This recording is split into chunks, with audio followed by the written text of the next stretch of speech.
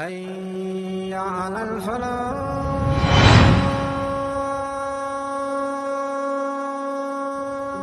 আসসালামু আলাইকুম ওয়া রাহমাতুল্লাহি ওয়া বারাকাতুহু ওয়াসসালাতু ওয়াসসালামু আলা রাসূলিহিল কারীম ওয়া আলা আলিহি ওয়া আসহাবিহি আজমাইন।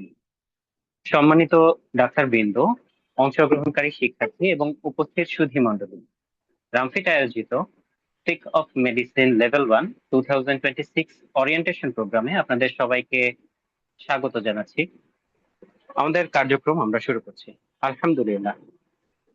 আধুনিক চিকিৎসা বিজ্ঞানের এই চ্যালেঞ্জিং যুগে দিন ও চিকিৎসা সেবা সংক্রান্ত জ্ঞান অর্জনের জন্য যে প্রত্যয় নিয়ে আমরা আজ একত্রিত হয়েছি তা সত্যি প্রশংসনীয়। আজ আমাদের মাঝে উপস্থিত আছেন সম্মানিত শিক্ষকবৃন্দ এবং একঝাঁক নিবেদিত প্রাণ চিকিৎসক। আপনাদের সবাইকে আমাদের এই প্ল্যাটফর্মে পেয়ে আমরা আনন্দিত। অনুষ্ঠানের শুরুতে মহান আল্লাহ তাআলার কালাম থেকে তেলাওয়াত পেশ করবেন হাফেজ জারির মোহাম্মদ জুবায়ের, যিনি পঞ্চম বর্ষে মানিকগঞ্জ মেডিকেল কলেজে অধ্যয়নরত রয়েছে। আমি তাকে তেলাওয়াত করার জন্য সবিনয় অনুরোধ জানাচ্ছি।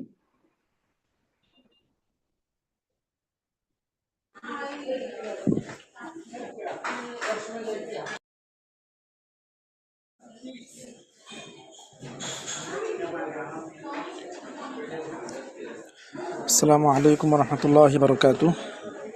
আমি খুবই দুঃখিত, আমার একটু নয়েজ হতে পারে আশেপাশে।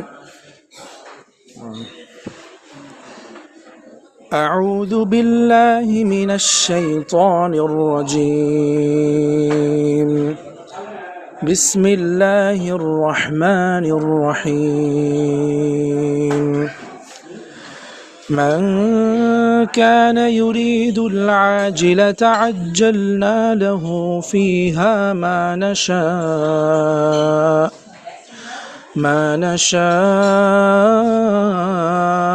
لمن نريد ثم جعلنا له جهنم يصلاها مذموما مدحورا ومن أراد الآخرة وسعى لها سعيها وهو مؤمن فأولئك كان سعيهم مشكورا كلا نمد هؤلاء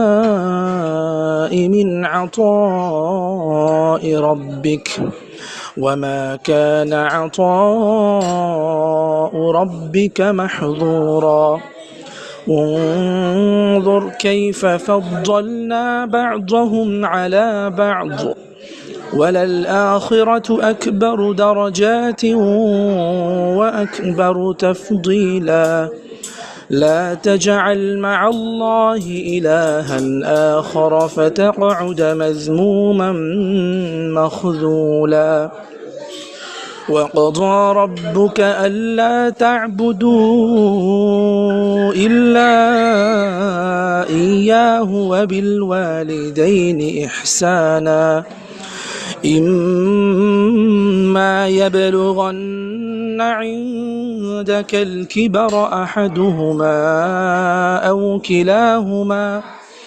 أو كلاهما فلا تقل لهما أف ولا تنهرهما وقل لهما قولا كريما واخفض لهما جناح الذل من الرحمة وقل رب ارحمهما كما ربياني صغيرا ربكم أعلم بما في نفوسكم إن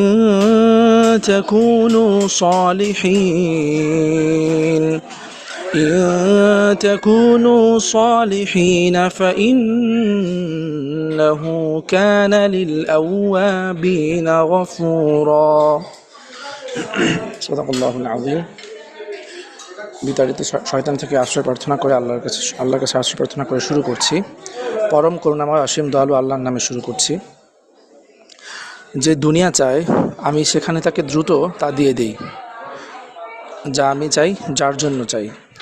তারপর আমি তার জন্য নির্ধারণ করি জাহান্নাম, সেখানে সে প্রবেশ করবে নিন্দিত, বিতাড়িত অবস্থায়।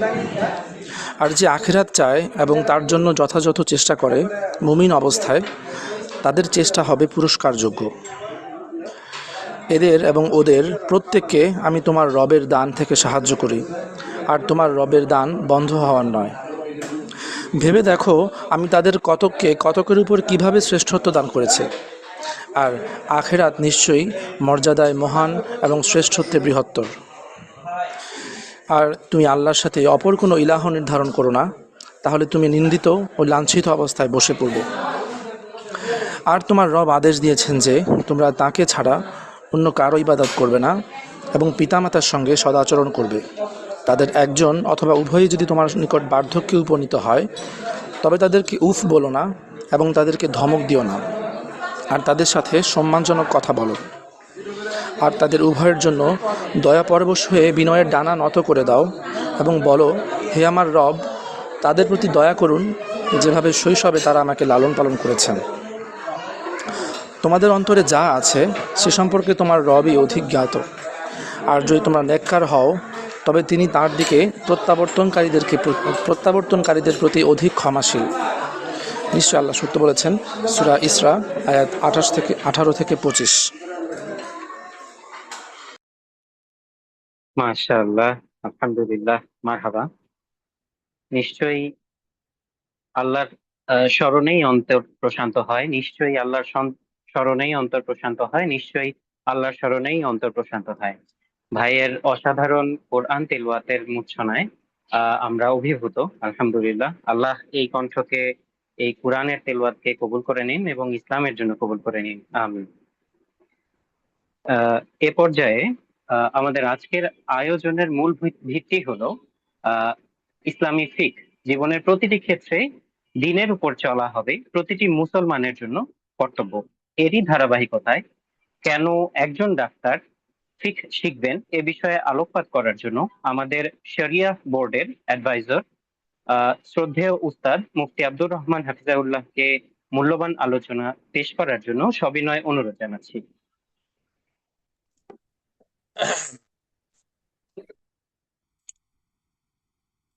আসসালামু আলাইকুম ওয়া রাহমাতুল্লাহ। ইন্নাল হামদুলিল্লাহ ওয়াসসালাতু ওয়াসসালামু আলা রাসূলিল্লাহ ওয়া আলা আলিহি ওয়া সাহবিহি ওয়া মান ইত্তাবা'আহুম বিইহসান ইলা ইয়াউমিদ্দিন, আম্মা বাদ। তো আমার কথা কি শোনা যাচ্ছে কিনা প্রথমে এটা জানালে ভালো হয়, কারণ যেহেতু আজকে আমার মাইক্রোফোনটা সঙ্গে যুক্ত করা নেই, সাউন্ড কম হয় তাই। পরিষ্কার শোনা যাচ্ছে। আচ্ছা আচ্ছা, আলহামদুলিল্লাহ। তো আলহামদুলিল্লাহ, যেহেতু সময় খুব কম, এই জন্য খুব বেশি কথা এদিক ওদিক না যে মূল কথাগুলো শুরু করাই ভালো হবে। প্রথমে তো আল্লাহ রাব্বুল আলামিনের শুকরিয়া আদায় করে আলহামদুলিল্লাহ যে আল্লাহ তাআলা আমাদেরকে সুযোগ করে দিয়েছেন যে এমন একটা সুন্দর অনুষ্ঠানে শরীক হওয়া। তো এই জন্য আল্লাহ রাব্বুল আলামিনের শুকরিয়া আদায় করে আলহামদুলিল্লাহ।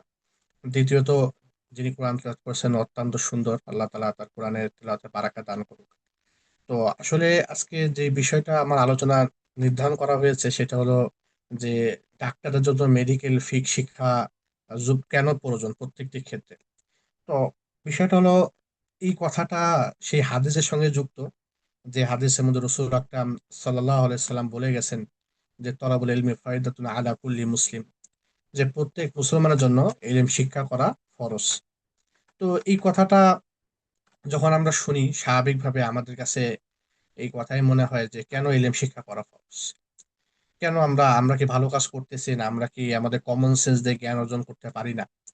তো এই বিষয়গুলো আমাদের সামনে স্বাভাবিকভাবে এসে থাকে। তো এই কথাগুলোকে সামনে রেখে আমি অল্প কিছু কথা চেষ্টা করব বলা। আসলে এখানে যারা আছেন সবাই আমরা বুঝমান, সবাই আমরা বুঝতেছি যে আমাদের কেন জ্ঞান অর্জন করা দরকার। আজকে যদি আমরা পৃথিবীতে যে গরুটা জন্মগ্রহণ করে, তাকে শেখানোর জন্য আলাদা কোনো প্রতিষ্ঠান লাগে না, কারণ সে জীবনে গরু হিসেবে বড় হওয়ার জন্য যা যা যোগ্যতা দরকার সব যোগ্যতা তাকে দিয়েই সৃষ্টি করা হয়েছে। এই জন্য কোনোদিন কোনো গরুকে আলাদাভাবে পড়ালেখা করানো লাগবে না, এই জন্য যে গরু তুমি গরু হয়ে থাকতে হবে। গরু তার যে জীবন, তার পিতা যেই করে গেছে সেও তাই করবে, তার দাদা যা করছে সে অটোমেটিকলি তাই করবে, তাকে শেখানোর কিছুই নেই। গরুকে যদি কেউ বলে যে তুমি তো আসলে গরু, অনেক মহব্বত করি, তোমাকে অনেক ভালোবাসি, তাই একটা কাজ করো, প্রতিদিন তো ঘাসই খাওয়া আছে, ঘাস না খেয়ে একটু অন্য কিছু খাওয়াই তোমাদের। হয়তো দেখা গেল এই কথা বললো যে ঠিক আছে তোমাকে একটু ডিম খাওয়াই আজকে। তো গরুকে যদি কেউ ডিম খাওয়ায়, তো গরু এটা খেতে পারবে পারবে না, হজমও করতে পারবে না, বিপদে পড়ে যাবে। কারণটা কেন? এখন কি সাউন্ডটা আছে? আচ্ছা, আমার সাউন্ডটা ঠিক আছে তো না? যেহেতু মেসেজ আসলে মাত্র আবার এই জন্য শায়েখ, আবার আপনাকে না, আপনি কন্টিনিউ করেন ইনশাল্লাহ। আচ্ছা আচ্ছা, ঠিক আছে। তো এখন যদি বলা হয় যে সে- এখন যদি কেউ বাঘকে কথা বলে যে আচ্ছা বাঘ, তুমি তো সারাদিন শুধু গোশই খাও, এত গোশ খাওয়ার কি দরকার, আসলে তোমাকে শাক পাতা খাওয়াই। তো বলছে এটা যদি কেউ বাঘকে খাওয়াইও থাকে তো বাঘ খেতে পারবে না, কারণ বাঘের মতো ওই যোগ্যতাই নাই ওইগুলোকে ভক্ষণ করা, বা তার যে জীবন তাকে ওইভাবেই কাটাতে হবে। তো বিষয়টা হলো মানুষকে মানুষ হিসেবে টিকে থাকার জন্য তাকে কিছু গুণ অর্জন করতে হয়, যোগ্যতা অর্জন করতে হয়। তো এই যোগ্যতাগুলো অর্জন করে মানুষ অর্জন করতে পারে বিধায় মানুষের মধ্যে এবং পশুর মধ্যে একটা পার্থক্য সূচিত হয়। এখন স্বাভাবিকভাবে আমাদের সমাজে যেই ব্যক্তি অনেক টাকার মালিক কিন্তু তার সেরকম শিক্ষা দীক্ষা নাই, তো সেই ব্যক্তি নিজে অনেক ভোগ বিলাসিতা করতে পারবে। যার টাকা পয়সা আছে তার ভোগ বিলাসিতা প্রচুর করতে পারবে, কিন্তু তার দ্বারা মানুষ উপকৃত হবে কিনা এটা প্রশ্ন। এই যে ইমাম মালিককে যখন এই হাদিসের ব্যাখ্যা জিজ্ঞাসা করা হয় যে আচ্ছা শয়তান মানুষকে এলেমওয়ালাকে এত কেন ভয় পায়, মানুষ সমাজ এ শয়তান কেন, হ্যাঁ এরকম যারা জ্ঞানী বা যারা সত্যিকার অর্থেই আহলে এলেম, ভালো মানুষ, জ্ঞান অর্জনওয়ালা, তাদেরকে কেন এলেম অর্জন করাকে শয়তান এত কেন ভয় পায়? ইমাম মালিক রহমতুল্লাহ বলছিলেন এই কথাটা, যে শয়তান জানে এটা, যে মানুষ যদি কাউকে উপকার করতে চায় বা কাউকে সঠিক পথ দেখাইতে চায়, তা এটা জ্ঞান ছাড়া কখনোই সম্ভব না।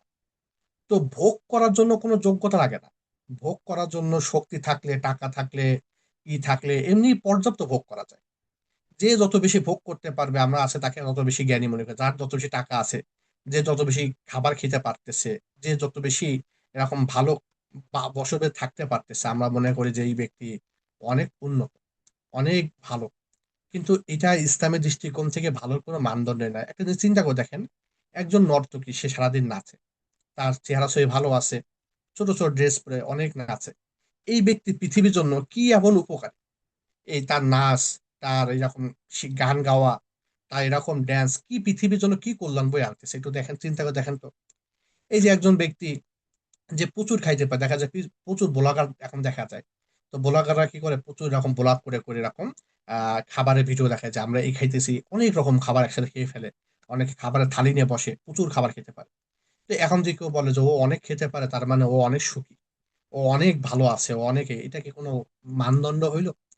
তো পৃথিবীতে ভোগ করা আসলে কোনো কামালিয়াতের মানদণ্ড না, কারণ ভোগ তো পশুরা আমাদের থেকে আরো বেশি করতে পারে।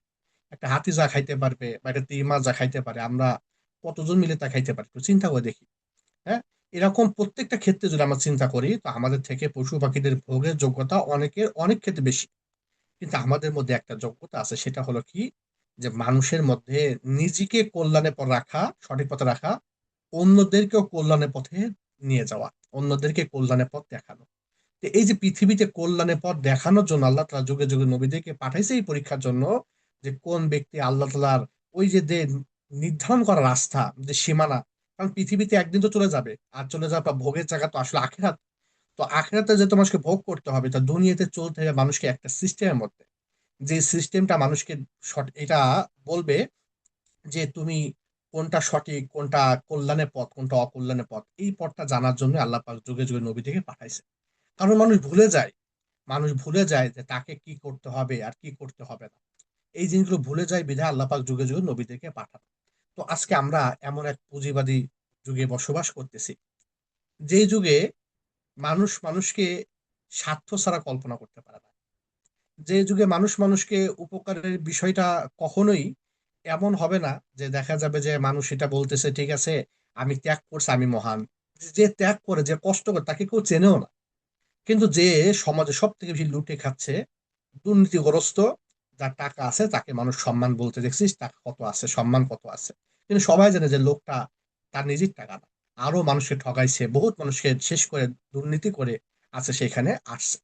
তো পুঁজিবাদ সমাজ কখনো অন্যায়কে মানে অন্যায় হিসেবে দেখায় না, বরঞ্চ শক্তি আছে, টাকা আছে, ভোগ করতে পারছে, সেটাই উত্তম।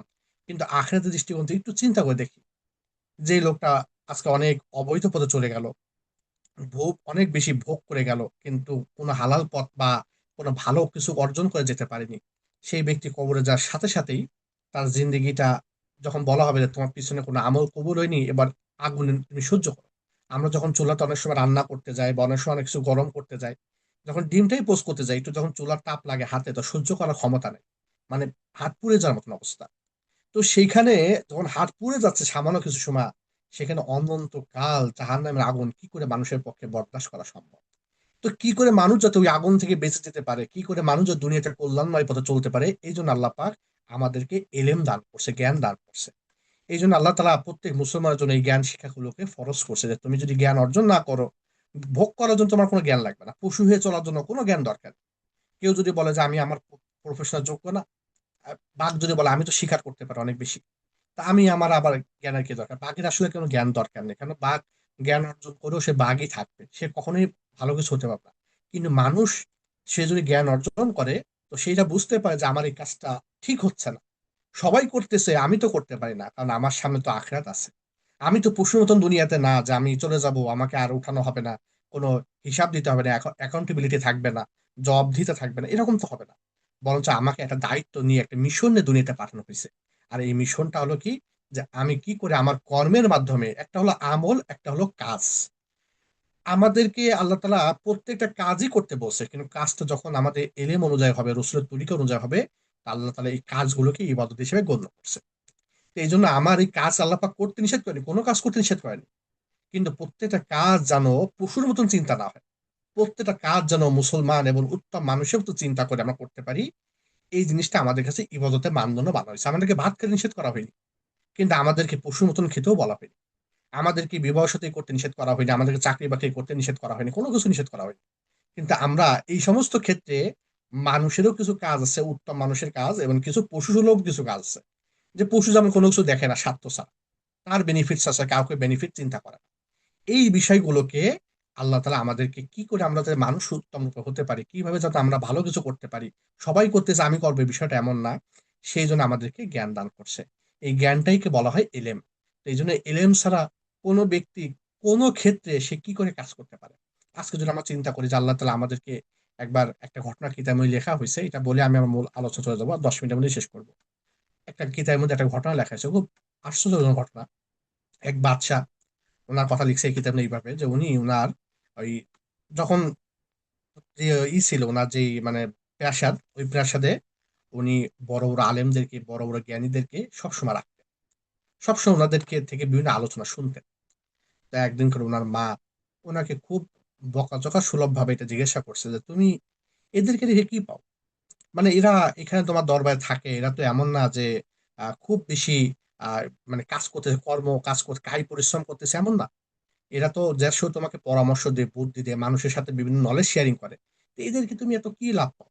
তখন উনি ওনার মাকে নিয়ে গেছে পশুশাল, যেখানে পশু থাকে সেখানে নিয়ে গেছে, সব ওনার যে পশুশালা থাকে ওখানে নিয়ে যে বলতেছে যে মা তুমি বলো তো, এখানে এই পশুগুলোর মধ্যে কোনটা মা, কোনটা বাবা, কোনটা ভাই, কোনটা বোন, কোনটা চাচা, তুমি এটা দেখো তো, এটা চিনতে পাও কিনা এই পশুগুলোর মধ্যে?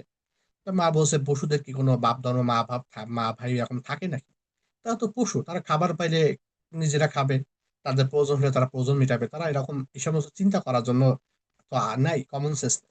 বলছে মা যদি এই এই আলেম ওলামায়ে কেরাম, অথবা যে এই আহলে এলেম, তারা যদি সত্যিকার অর্থে এই জ্ঞানগুলো আমাদের কাছে বিতরণ না করে থাকে, তো মানুষ সব ভুলে যাবে ভোগের ঠেলায়, যে আসলে আমার জীবনের আমার দায়িত্বগুলো কি ছিল, আমি সঠিক পথে আছি না ভুল পথে আছি, আমি যে কাজ করতেছি এর পরিণাম আমার জন্য কতটুকু লাভবান হবে। কারণ মানুষ দুনিয়াতে যা করে তার ফলাফল তাকে পেয়ে যেতে হয়। মানুষ যেমন করে তার কিছু ভাগ তো দুনিয়াতে পেতে হবে, আর আখের তো আছেই, যা যা দেয়া যায় তা। তখন বলতেছে মানুষ এরকম ভুলে যাবে, তাদের মানুষত্ব পরিচয় ভুলে যাবে, যেটা থাকবেই না তাদের কাছে। আজকে এই বিষয়গুলো আমরা দেখতে পাই বিভিন্ন ক্ষেত্রে, পদে পদে। তো এই জন্য আল্লাহ তালা আমাদের শুকরিয়া যে আমাদের কাছে এলেম দান করছে। যদি এলেম না থাকতো, তা আজকে আমাদের এমন অবস্থা, তো আজকে আমরা হিন্দু, খ্রিস্টান বা অন্য ধর্মে যদি চিন্তা করে থাকি, যদি কোরআন না থাকতো, হাদিস না থাকতো, তা আমরা কিভাবে চলতে পারতাম? তো এই জন্য একটা মানুষকে তো ভালো হওয়ার জন্য তার জীবনে একটা উদ্দেশ্য নিয়ে তো তাকে পাঠানো হয়েছে, আমরা যদি বিশ্বাস করি আমাদেরকে আখিরাতের জন্য পাঠানো হয়েছে। তা আখিরাতে আমাদের জন্য কি কি কাজ করণীয়, এই কাজগুলো আমরা যাতে সুন্দর নিয়তে করতে পারি এবং সঠিক তরিকা করতে পারি, এই জন্য আমাদেরকে এলেম দিয়ে আসছে। এলেমের মূল মাকসাদ হলো মানুষকে পথ দেখানো। পথটা কি? যে আমি আমার কাজগুলোই করব, কিন্তু ওই কাজগুলো যাতে নিয়ত গুলো আমার সঠিক হয়ে থাকে এবং আমার কাজগুলো যাতে সুন্নাত তরিকা হয়ে যায়। এই জন্য তকি উসমানী সাহেবের প্রিয় শাইখ, হ্যাঁ, আব্দুর রহমান আরিফি আরিফি রহমতুল্লাহ আলাইহ, উনি একদিন ওনার বাচ্চাকে কোলে এনেছেন। তুমি দেখে বাচ্চাকে তো আমি আমার আহ নিজের জন্য কোলে নিছি, মহব্বত হয়।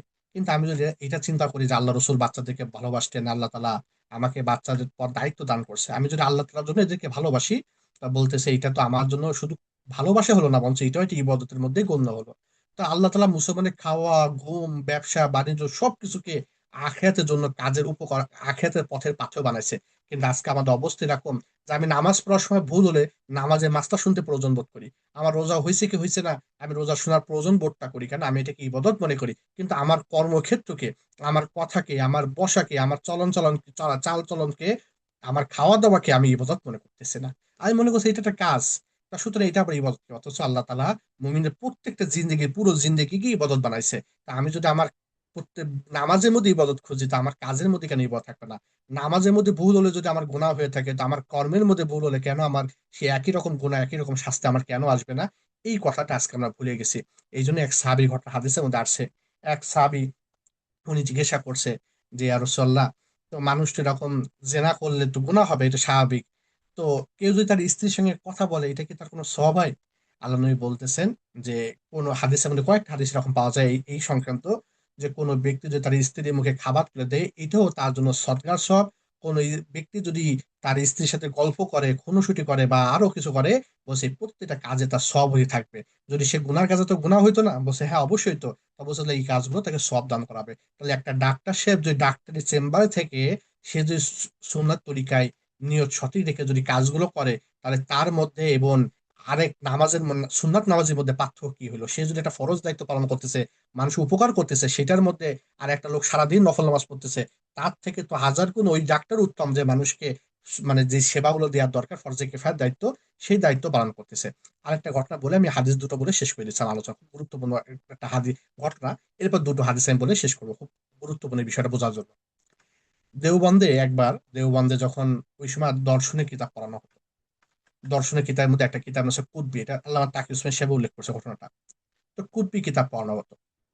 তো কুতবি কিতাবের মধ্যে একবার যখন মাহমুদ হোসেন দেওবন্দি রহমতুল্লাহ উনি কুতবি কিতাবটা পড়াচ্ছেন, ওই সময় কিছু ব্যক্তিরা আসছেন, এসে বলছে হযরত আমার আব্বা মারা গেছে, আমার জন্য দোয়া করেন, আমার আব্বার জন্য দোয়া করে দেন। তো উনি বলতেছে যারা যারা এই কুতবি কিতাব পড়েছে এখন, সবাই দোয়া করে তো আল্লাহ যেন তার বাপকে এরকম জান্নাত নসিব করে এবং সবটা আমরা বকশে দিয়ে আসো, ইসালের সব করে দেন। এই কথা শুনে ওই লোক খেপে গেছে যে সব শুনছি এতদিন ধরে কোরআন শরীফ পড়ে সব হয়, দরুদ পড়ে সব হয়, তা আপনি আমরা কুতবি পড়ে এই সব বকশে দেবেন, এটা কেমন? তখন উনি বলতেছে যে ভাই, যদি কোনো মুসলিম কোরআন শরীফ যদি লোক দেখানোর জন্য পড়ে, হাদিসের মধ্যে আসছে কিয়ামত আগে সব থেকে বড় মুনাফিক হবে যে কোররা উল কোরআন মুনাফিকুন, যে কিয়ামত আগে যারা কোরআনে কারি, অর্থাৎ লোক দেখানোর জন্য কানে হাত টাত লাগায় টাগায় এমন ভাবসাব করবে, মানুষ মনে করবে বাবা সে তো কান্দি কেটে একাকার হয়ে যাচ্ছে, কিন্তু অথচ তার মধ্যে এক বিন্দু আল্লাহ তাকে খুশি করা নেই। তো কোনো মুসলমান যদি কোরআন আল্লাহকে রাজি করার জন্য না পড়ে থাকে, তো ওতে তার বিন্দু পরিমাণ কোনো সব হয় না। কোনো মুসলমান যদি হাদিসকে আল্লাহর দিন মানার জন্য না পড়ে থাকে, তো সারাদিন মাদ্রাসা পড়লেও তখন লাভ হবে না। কোনো মুসলমান যদি স্বাভাবিক এই কিতাবগুলো, অর্থাৎ উনি যে কথা বলছেন যে কুতবি, সেটাও যদি একমাত্র আল্লাহর দিনকে শেখার জন্য, কারণ কুতবির মধ্যে ওই ইউনানি ফালসাফাকে খণ্ডন করার জন্যই তো লেখা হয়েছে। তো কোনো মুসলমান ইমানকে জানা যেমন জরুরি, কুফরি মতবাদকে খণ্ডন করার জ্ঞান রাখাও জরুরি। তো ওই জন্য যদি শিখে থাকে আল্লাহর দিনের দিনের নিয়তে যদি শিখে থাকে, তাহলে কুতবি পড়ার মধ্যে এবং এটার পড়ার মধ্যে পার্থক্য কি হইলো? এটা তো অবশ্যই সব অধিক আলা, নিঃসন্দেহে কোনো বিষয় নেই, কিন্তু এটাও যদি আল্লাহ জন্যই নিয়ত পড়া হয়ে থাকে, দিনের সাহায্যের জন্যই পড়া হয়ে থাকে, তো পার্থক্য কি হইলো? আমরা যে আরবি গ্রামার শিখি, এটা যদি আল্লাহ তাআলা দিনের জন্যই শিখে থাকি, তো পার্থক্য কি হলো? এই জন্য আমাদের উস্তাদ প্রায় মজা করে বলতেন যে তাবলিগ ওয়ালারা অনেক সময় তারা সাধারণ মানুষকে কথা বোঝাইতে সাকসেস হয়েছে যে তাদের প্রত্যেকটা কাজই ইবাদত। তো ফলে তারা খরচ করলে তাদের আল্লাহ, তারা মনে করে যে আমার তাবলিগ এই সেতু এলেমের পথ, সওয়াব হচ্ছে, আমরা একটা খরচ করলে এত টাকা সওয়াব হবে। বলছে তারা এটা মনে করে যে তাদের প্রত্যেকটা কাজের সওয়াব, এই জন্য তাদের কাছে কোনো বোঝা মনে হয় না। কিন্তু আজকে আমাদের কাছে, আমাদের পরিবার, আমাদের একজন ব্যক্তি যদি তার স্ত্রী সন্তানের জন্য যে কষ্ট করতেছে, তার সারা জীবন নফল ইবাদত ত্যাগ করলে, সারা জীবন তাহাজ্জুদ, কোরআন তেলাওয়াত সমস্ত ইবাদত এক কাতারে করলে, একজন ব্যক্তি যে তার স্ত্রী স্বজনকে যে খাওয়ানোর জন্য হালাল ইনকাম করে সেই সব কি কখনো এক মানে এক হবে? বলছে কখনো এক হবে না, বরঞ্চ স্ত্রী স্বজনের খাওয়ানোর জন্য মানে যাদের দায়িত্ব আছে যে কাজটা করতেছে এটাই তার জন্য বেশি সওয়াব হবে, কারণ এটা তার ফরজ। আর ওইগুলো নফল ছিল, সারা নফল এক করলেও একটা ফরজের সমান হওয়া সম্ভব হয় না। এখন আমরা চিন্তা করে থাকি যে আমার ক্ষেত্রে যে এলেম গুলো শিক্ষা করা ফরজ ছিল, সেই এলেম গুলো শিক্ষা আমি না করে যদি আমি অনেক নফল এলেম শিক্ষা করলাম, আমি মেডিকেলে আসলে আমার দায়িত্ব কি? আল্লাহ রসুল হাদিসের মধ্যে একটা কথা বলতেছে, এই হাদিসটা নিয়ে আমি একটু কথা বলি অল্প সময়, আর দুই একটা কথা। তাহলে আমরা প্রথম যে কথাটা বুঝলাম যে পুরো মুসলমানের জিন্দেগি তার কর্মগুলো সবগুলো ইবাদত হওয়া সম্ভব। যেইগুলো ইবাদত সেগুলো তো আছেই, আর যেইগুলো কর্ম আছে সেইগুলোকে আমাদের আখিরাতের জন্য ইবাদতের নিয়ত করা, সুন্নাত তরিকায় চললে আমাদের ঘুম ইবাদত। আমি যে ঘুমাচ্ছি আমার ঘুমও ইবাদত, আমি কথা বলতেছি আমার কথা বলাও ইবাদত। কোন মুসলমান সে হাসি মুখে কথা বলা, আল্লাহ রসুল বলছে বিতলাকি ওয়াজহিন, হাসি মুখে কথা বলতেছে এটাও তার জন্য ইবাদত হচ্ছে। তাহলে আমার প্রত্যেকটা কর্মের মধ্যে যে আমি এটা মনে করে থাকি যে আমি তো আল্লাহ তাআলার হুকুমের মধ্যে আছি, ইবাদত করতেছি, আমার কোনো কর্মে তো ইবাদতের বাইরে না। তাহলে সুতরাং আমার প্রত্যেকটা কাজ ইবাদতের মধ্যে, যেহেতু তাহলে আমার ইলম শেখা কতটুকু জরুরি। কিন্তু আমার ইবাদতের মধ্যে প্রথম ইবাদত হলো আমি যেই কাজ করতে যাচ্ছি সেই ব্যাপারে আমার ফরজ ইবাদত গুলো আগে জানা, কারণ আমার ফরজ ইবাদতের সঙ্গে নফল কখনোই এক হবে না। দ্বিতীয় বিষয় হলো যে ওরা হাদিসের মধ্যে রাসূল সাল্লাল্লাহু আলাইহি ওয়াসাল্লাম কি কথা বলতেছে এটা আমরা একটু শুনি। এটা হলো এই হাদিসটা আবু দাউদের মধ্যেও আছে এবং নাসের মধ্যেও আছে, ইবনে মাজার মধ্যেও হাদিসটা আছে। রাসূল সাল্লাল্লাহু আলাইহি ওয়াসাল্লাম বলছে মান তাতাব্বাবা ওয়ালাম ইউলাম মিনহু তিব্বুন ফাহুয়া যামিনুন। এই হাদিসটা আরো অনেকভাবে অনেক কিতাবে বর্ণিত হয়েছে। বলা হচ্ছে মান তাতাব্বাবা, যে ব্যক্তি তবিব হওয়ার প্রকাশ বাবে তাফাউল একটা নিয়ম হলো কৃত্রিমতা মানে আর্টিফিশিয়ালনেস পেশ করা, যে সে নিজেকে তবিব হিসেবে পেশ করতেছে যে আমি তো ডাক্তার। ওয়ালাম ইউ আলাম মিনহু তিব্বুন, কিন্তু তার থেকে চিকিৎসার জ্ঞান আছে এটা জানা যায় না। অর্থাৎ সে নিজেকে প্রকাশ করে যে হ্যাঁ সে তো জাননেওয়ালা, কিন্তু সে যে আসলে জাননেওয়ালা এরকম কোনো বিষয় তার থেকে জানা যায় না। ফাহুয়া যামিনুন, তাহলে সে জিম্মাদার থাকবে। অর্থাৎ সে যদি কোনো চিকিৎসা দিয়ে থাকে, সে যদি কোনো কথা বলে থাকে যেটা চিকিৎসা বিষয়, তাহলে সেই ব্যাপারে সে জিম্মাদার থাকবে, তার ক্ষতিপূরণ বা কোনো বিষয় তাকে দায়ভার নিতে হবে। আর দুনিয়ার ক্ষেত্রে হলে তো নিতেই হবে, যদি দুনিয়াবি কোনো ক্ষতি করে ফেলে এ তো এমনি ডাক্তার শোকাস হয়ে যাবে। আর যদি আখিরাতে এমন কোনো বিষয় থাকে যেটা ভুল চিকিৎসা, ভুল বিষয়, তাহলে তো আখিরাতে ধরা তো আছেই, ধরা খাবে। তো এই হাদিসের আলোকে সমস্ত ওলামায়ে কেরাম, যে আমি এবার আমার কথাগুলো শেষ করতেছি, এখানে আমার যে কথাগুলো মূলত এই হাদিসের বিষয়ে কিছু কথা ছিল। এক নম্বর বিষয় হলো যে প্রত্যেক যুগে আলেমদের মধ্যে হোক, আহলে ইলমদের মধ্যে হোক, একটা বিষয় খুব ঈর্ষণীয় পেশা ছিল। এমনকি আমাকেও যদি বলা হয় যে আমি যদি আল্লাহ তাআলা আমাকে মাদ্রাসা না পড়াতেন বা আলেম যদি না হইতাম, তা আমার ইচ্ছা কি? তা আমি অবশ্যই বলতাম যে আমি ডাক্তারের পেশাটা অনেক পছন্দ করি। কিন্তু বাংলাদেশে ডাক্তারের ব্যাপারটা অনেক কঠিন ভাবে রাখা হয়েছে। সব দিক থেকে মানে একটা বলা হয় না যে একজন ব্যক্তিকে হাত পা বেঁধে রশিতে পানিতে ফেলে দিয়ে বলা হচ্ছে যে পানি যেন গায়ে না লাগে। তো অবস্থা এরকম যে সব দিক থেকে আটকে রেখে বলা হচ্ছে যে তুমি যেন ভালো হয়ে থাকতে পারো, নৈতিক হয়ে থাকতে পারো, তোমার জন্য কোনো কঠিন না হয়। তো এই জন্য আমাদের জন্য যেহেতু ইসলামী রাষ্ট্র নাই, স্বাভাবিকভাবে সর্বক্ষেত্রে দিন মানার ব্যাপারটা আসলেই কঠিন হবে, এটা অস্বাভাবিক না। কিন্তু আমার জন্য কোনো সুযোগই নাই, ব্যাপারটা এমন না। মক্কা জীবনে তো রাসূল সাল্লাল্লাহু আলাইহি ওয়াসাল্লাম যে সর্বক্ষেত্রে দিন মানতে পারেনি কারণ রাষ্ট্র ছিল না, তার মানে যে সে দিনের পরেই ছিল না, দিন মানেনি, দিনের ব্যক্তি জীবনে বা যতটুকু সম্ভব দিন পালন করতে না, ব্যাপারটা এমন না। তা আমাদের সমস্যা হলো পুরো মানতে পারতেছে না, নিচে দিকে অল্প মেনে লাভ কি? ব্যাপারটা হলো যখন কোনো ব্যক্তি মানা শুরু করে তখন তো রাস্তা খোলা শুরু করে। কোনো ব্যক্তি রাস্তা আজকে মাউন্ট এভারেস্ট একজন চড়ছে, আমি দেখতেছিলাম বাংলাদেশে, উনি এই ঈদের সময় চলে আসছে।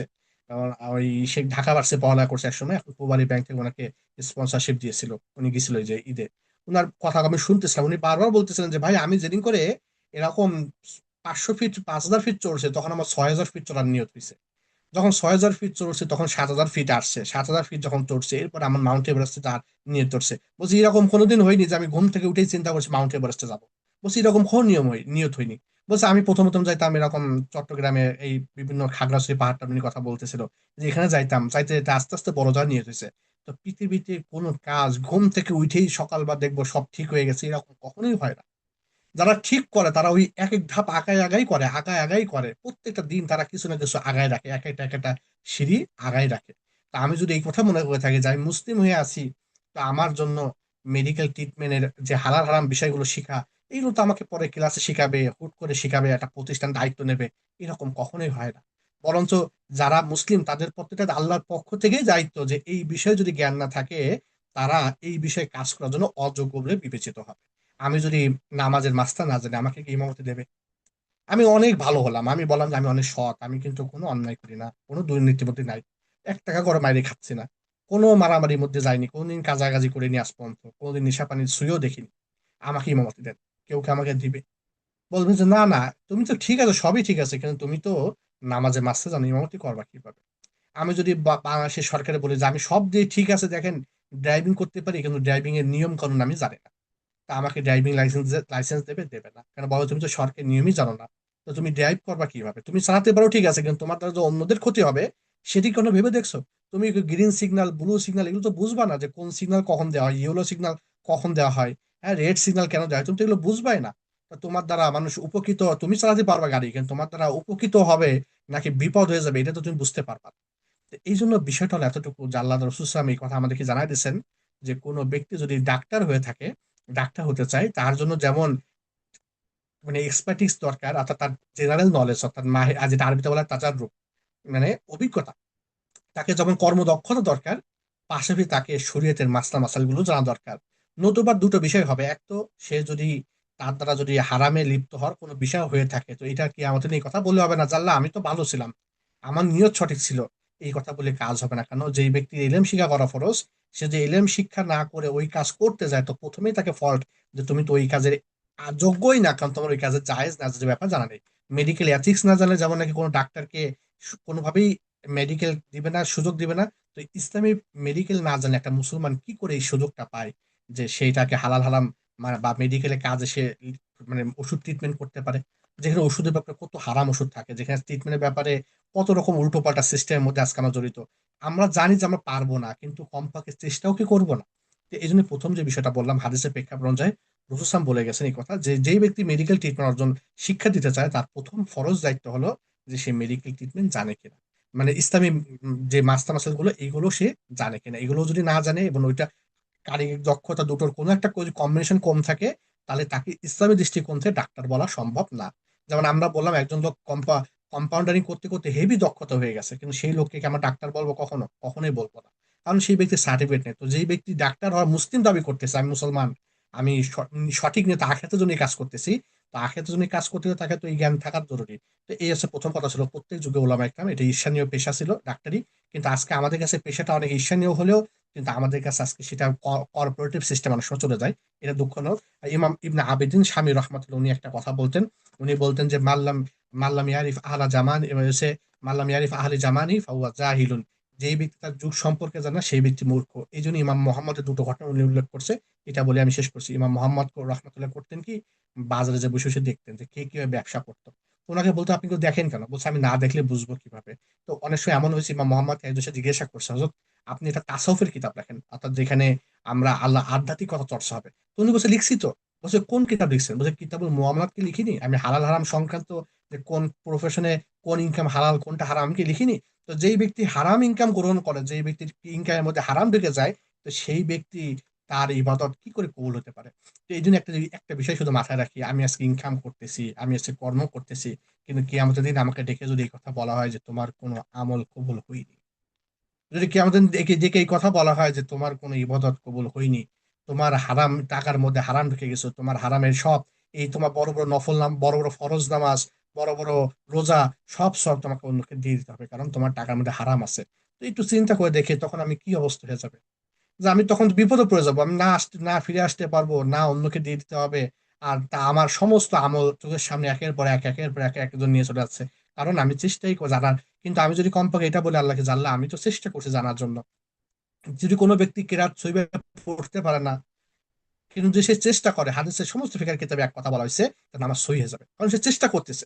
তো কোনো ব্যক্তি যদি মেডিকেল ফিক জানার জন্য চেষ্টা করছে, জানলা আমি তো হালাল হারাম জানার চেষ্টাটা করছিলাম, আমি চেষ্টা করছি যে কোনটা হালাল কোনটা হারাম জানার চেষ্টা, কিন্তু সবগুলো আমি পেরে উঠতে পারিনি, হয়তো আমার কিছু ভুল হয়ে গেছে, তখন আল্লাহ পাকের পক্ষ থেকে ক্ষমা হবে, যে না, বান্দার চেষ্টা তো ছিল, ডেডিকেশন ছিল, কিন্তু একটা ব্যক্তি চেষ্টাই করলো না, সে অনেক ভালো, অনেক ইনকাম করতেছে, অনেক স্কিলফুল, কিন্তু তার যখন ইনকাম হারাম ঢুকতেছে, তার যখন ভুল ট্রিটমেন্ট আসতেছে, যখন সে উল্টো পাল্টা ট্রিটমেন্টের মধ্যে যেগুলো শরীয়তে জায়েজ করে না সেগুলো যখন সে করে দিচ্ছে, আপনি চিন্তা করে দেখেন, এই যোগ্যতা এই দক্ষতা তাকে অনেক পয়সা নিতে পারলো, কিন্তু তার আখিরাত তো বরবাদ হয়ে গেল। এই জন্য প্রত্যেক মুসলমানের জীবনে মিশন যে আল্লাহ তাআলা পাঠাইছে, তো মিশন যখন কোনো ব্যক্তি আসে, যদি একটা একটা আর্মিকে মিশনে পাঠানো হয়, তো তাকে সমস্ত ডিরেকশন আগেতে দিয়ে দেওয়া হয় যে এইগুলো লোটপাট করলে কিন্তু তোমার সঙ্গীদের সাথে তোমার বন্ডিং আর থাকবে না, তখন তুমি যে কোনো সময় শেষ হয়ে যেতে পারো। তো আমি যদি আমার দিনের বিষয়গুলো না যায় থাকি, তো যে কোনো সময় আমাকে শয়তানের ফাঁদে পড়ে জাহান্নামে যেতে হবে। এরকম বহুত নজির আছে যে বহুত বড় বড় ব্যক্তি হোঁচটকে শেষ হয়ে গেছে, কারণ তার সামনে সবকিছুই ছিল, কিন্তু তার সামনে ভোগের জীবন এত বেশি ছিল যে সে আখেরাতে ইলম অর্জন না করতে পারার কারণে হুট করে ভুল করে ফেলছে, কিন্তু ব্যক্তি জীবনে সৎ ছিল, কিন্তু বাস্তব জীবনে সে সততার ধরে রাখতে পারেনি, তার আমল সব চলে গেছে। এই জন্য আমি অনুরোধ করবো যে মেডিকেল ফিল্ড জানার প্রয়োজনটা আমরা এখন অনুভব করি, যদি আমাদের একটা মিশনের আল্লাহ তাআলা মিশনকে সাকসেস করার জন্য এলেম, ডাক্তার সে যে এলেম অর্জন করে থাকে, এলেমের পাশে যদি কিছু ভুল হয়ে থাকে তখন সেটা মাপযোগ্য, কিন্তু অনায়াসে ভুল করে যাচ্ছে, সেটা মাস্টার জানা নেই, এটা ক্ষমাযোগ্য না।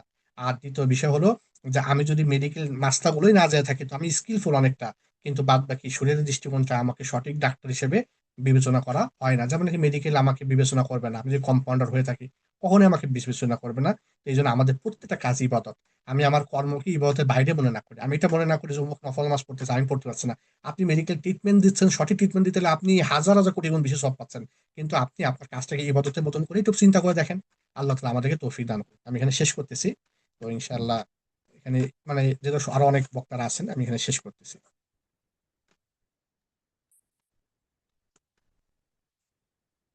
জাযাকাল্লাহ। ধন্যবাদ উস্তাদের চমৎকার ও দিক নির্দেশনামূলক আলোচনার জন্য। রিসার্চ একাডেমি ফর মেডিকেল ফিকহ অ্যান্ড ইসলামিক ট্রিটমেন্ট 2020 সালের মে মাসে প্রতিষ্ঠিত হয় রামফিট, এবং গবেষণার জগৎ ও উম্মার সেবায় রামফিটের এই শুরু থেকে এ পর্যন্ত পথ চলা সম্পর্কে আমরা জানতে আগ্রহী, এবং সেই পথ চলা সম্পর্কে আমাদেরকে জানাবেন আমাদের রামফিটের সম্মানিত ফাউন্ডার, চেয়ারম্যান বিএমস এর চেয়ারম্যান এবং managing director Yasfin hospital, doctor Mohammad Shariful Islam Shishir ভাইয়াকে। আলহামদুলিল্লাহ, আসসালামু আসসালাতু আলা রাসূলিল্লাহ। আসসালামু আলাইকুম ওয়া রাহমাতুল্লাহি ওয়া বারাকাতুহু। আমার কথা কি স্পষ্ট শোনা যাচ্ছে? জি ভাইয়া, শোনা যাচ্ছে। ওকে। সো আমার ভয়েস একটু হাস্কি শোনা যেতে পারে। আমার আসলে গত 3 দিন ধরে গলা ব্যথা এবং গলা প্রচন্ড বসা। তো রামফিটের যে জার্নিটা একটু আগে ডক্টর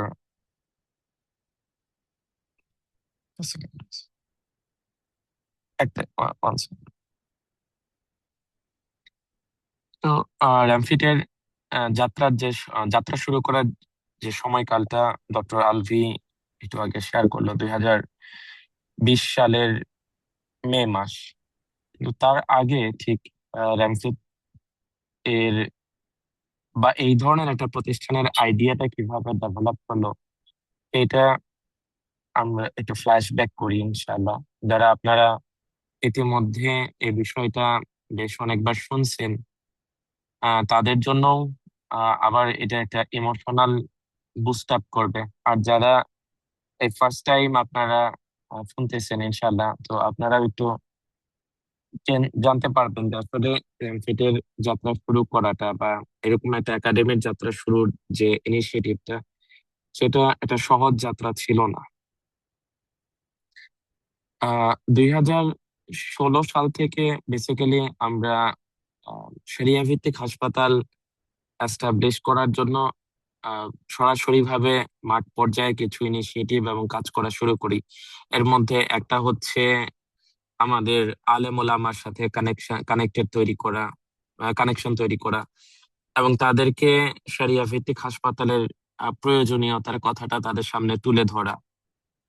তো শরিয়া ভিত্তিক হাসপাতাল প্রতিষ্ঠার প্রয়োজনীয়তাটা কেন আমাদের মাথায় আসছিল, প্রথম যে বিষয়টা ছিল সেটা হইতেছে আমরা যখন মেডিকেলে ভর্তি হওয়ার পরে অথবা কেউ যখন একটা ইসলামিক এনভায়রনমেন্ট থেকে মেডিকেল লাইনে ঢুকে, কারণ অনেকেই এখন আলিয়া মাদ্রাসা থেকে দাখিল আলিম পাশ করে তারপরে তারা মেডিকেলে প্রবেশ করেন। অনেকেই দেখা যায় যে যারা কোরআনের হাফেজ হওয়ার পরে আম, তারা আলিয়া মাদ্রাসা থেকে দাখিল আলিম পাশ করেন এবং তারপরে মেডিকেলে প্রবেশ করেন। আবার অনেকেই যারা ইসলামে মেডিকেলে আসার পরে তারপরে তাদের দিনের একটা বৌধ তৈরি হয় এবং দিনে আমরা যাকে বলি যে দিনে ফিরে আসা। তো এই দিনে ফিরে আসার পরে তাদের ভিতরে উম, যে বিষয়টা প্রথমে এক ধাক্কা দেয় সেটা হচ্ছে মেডিকেলের এনভায়রনমেন্টটা। আমরা যখন আমাদের মেডিকেল কলেজগুলোতে ক্লাস করতেছি, আমরা যখন বিভিন্ন আইটেম দিতেছি এবং আহ, বিভিন্ন বিষয়ে যখন আমরা এক্সামিনেশন করতেছি, ওয়ার্ডে ওটিতে দাঁড়াইতেছি, আমাদের সিস্টেমটা একটু সেকুলারাইজড এবং ফ্রি মিক্সিং এখানে এমন ভাবে আছে যে জায়গাতে আসলে কোনো দিন মেনে চলা ছেলে অথবা মেয়ের জন্য তার যে দিনকে আঁকড়ে ধরার যে প্রাণান্তকর চেষ্টা, সেই প্রাণান্তকর চেষ্টাতে টিকে থাকাটা কঠিন হয়ে যায়। এবং একই সাথে যখন কোনো একজন রোগী তিনি ট্রিটমেন্ট নিতে আসেন হাসপাতালে, তখন তার জন্য তার ডিগনিটি, তার পর্দা মেনটেন করে চিকিৎসা নেওয়াটাও কঠিন হয়ে যায়। বিশেষ করে যারা কেবিনে কেবিনে অ্যাফোর্ড করতে পারেন না, কেবিনের যে ভাড়া বা কেবিনের যে খরচ সেটাকে অ্যাফোর্ড করতে পারেন না, তখন তারা ওয়ার্ডে থাকেন সরকারি অথবা বেসরকারি হাসপাতালগুলাতে। সরকারি হাসপাতালগুলাতে ওয়ার্ড ফ্রি এবং বেসরকারি হাসপাতালগুলাতে ওয়ার্ডের যে প্রাইস সেটা খুব কম হওয়ার কারণে তারা ওয়ার্ডে ট্রিটমেন্ট নেয়। তো যারা আহ আহ, পর্দা, হিজাব, নিকাব ঠিক মতো মেনটেন করে, তাদের জন্য ওয়ার্ডে ট্রিটমেন্ট নেওয়াটা একটা হরাইবল কন্ডিশন। যদিও মেলদের জন্য মেল ওয়ার্ড, ফিমেলদের জন্য ফিমেল ওয়ার্ড আছে, কিন্তু এটার এনভায়রনমেন্টটা এতটাই হরাইবল যে ফিমেল রোগীরা তারা ফিমেল ওয়ার্ডে ট্রিটমেন্ট নেওয়ার ক্ষেত্রে আমার মনে হয় যে তারা আম, আগে থেকেই তাদের যে টেনশন এবং তাদের যে মানসিক অশান্তি সেটা শুরু হয়ে যায়। এবং ওটিতে যখন একটা পেশেন্টকে নেওয়া হয় তখনও সেইখানে পর্দার ন্যূনতম আম, যে ডিগনিটিটা মেনটেন করা দরকার সেই ডিগনিটি মেনটেন করা হয় না। এবং আপনারা যারা এখানে মেডিকেল স্টুডেন্ট আছেন অথবা যারা ডাক্তার আছেন তারা জানেন যে ফিমেলদের বিভিন্ন ধরনের প্রাইভেট পার্টস রিলেটেড যে ধরনের ইস্যু গুলা আছে, পাইলস, ফিস্টুলা, কলোরেক্টাল, অন্যান্য surgery, breast surgery, abdomen palpitation এবং অন্যান্য বিষয়, এই বিষয়গুলা কিন্তু খুবই মানে মেল ডক্টর, ইন্টার্ন এবং মেল মেডিকেল স্টুডেন্টরা আসতেছে, তারা এক্সামিনেশন করতেছে ওয়ার্ডের ভিতরে। মামা, দাদু, তারপরে হইতেছে আপনার ওয়ার্ড বয়, ওটি বয়, তারা ওই জায়গাতে থাকতেছে এবং সেই জায়গাতে একটা মানে বিব্রতকর পরিস্থিতিতে ট্রিটমেন্ট নিতে হইতেছে। তো এইরকম একটা অবস্থায় আসলে আমরা শরিয়া ভিত্তিক হাসপাতাল ব্যবস্থাপনা কিরকম হওয়া উচিত সেটা নিয়ে কথা বলা শুরু করি, সেটা নিয়ে মুভ করা শুরু করি, সেটা নিয়ে কাজ করা শুরু করি। এবং এই অবস্থাটাই আমরা যখন ওলামাদের কাছে যাইতাম তখন তারা বলতেন যে আসলে এই ধরনের বিষয়গুলাতে শরিয়ার যে গাইডলাইন, সেই শরিয়ার গাইডলাইনটা কখনোই আপনার একীভূত করা নাই, বা এটা আসলে কিরকম হওয়া উচিত সেইগুলা বিষয়গুলো নিয়ে আমাদের গবেষণা হওয়া উচিত। এবং একই সাথে চিকিৎসা দেওয়া এবং নেওয়ার বিভিন্ন বিষয়ে ফিক গুলা কিরকম হওয়া উচিত, মেডিকেল বিষয়গুলাতে ইসলামিক যে রুলিং সেই রুলিংস গুলা কিরকম হওয়া উচিত, কন্ট্রাসেপশন কোন সময় জায়েজ হবে, কোন সময় না জায়েজ, কোন সময় হারাম, অ্যাবর্শন কোন সময় জায়েজ হবে, কোন সময় না জায়েজ হবে, কোন সময় হারাম, আম, তারপরে সিজারিয়ান সেকশন কোন সময়টা জায়েজ হবে, কোন সময় না জায়েজ হবে, কোন সময় হারাম, অর্গান ডোনেশন, অর্গান ট্রান্সপ্লান্টেশন, হ্যাঁ, লাইফ সাপোর্ট উইথড্রোয়াল কোন সময় জায়েজ, কোন সময় না জায়েজ, কোন সময় হারাম, ট্রিটমেন্ট উইথড্রোয়াল, হ্যাঁ, আমি একটু একটা পেশেন্ট ট্রিটমেন্টের ভিতরে আছে, ট্রিটমেন্ট উইথড্রোয়াল করাটা কোন সময় জায়েজ, কোন সময় না জায়েজ, কোন সময় হারাম।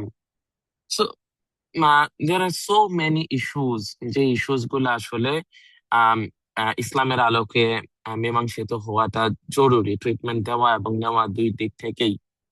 তো এই বিষয়গুলো নিয়ে আমরা যখন কথা বলা শুরু করি তখন আমরা আলেম ওলামা আমাদেরকে জানান যে আপনারা ডক্টরদেরকে নিয়ে একটা করে গ্রুপ তৈরি করেন, যেখানে এই বিষয়গুলো নিয়ে আমরা একসাথে স্টাডি করাইতে পারবো।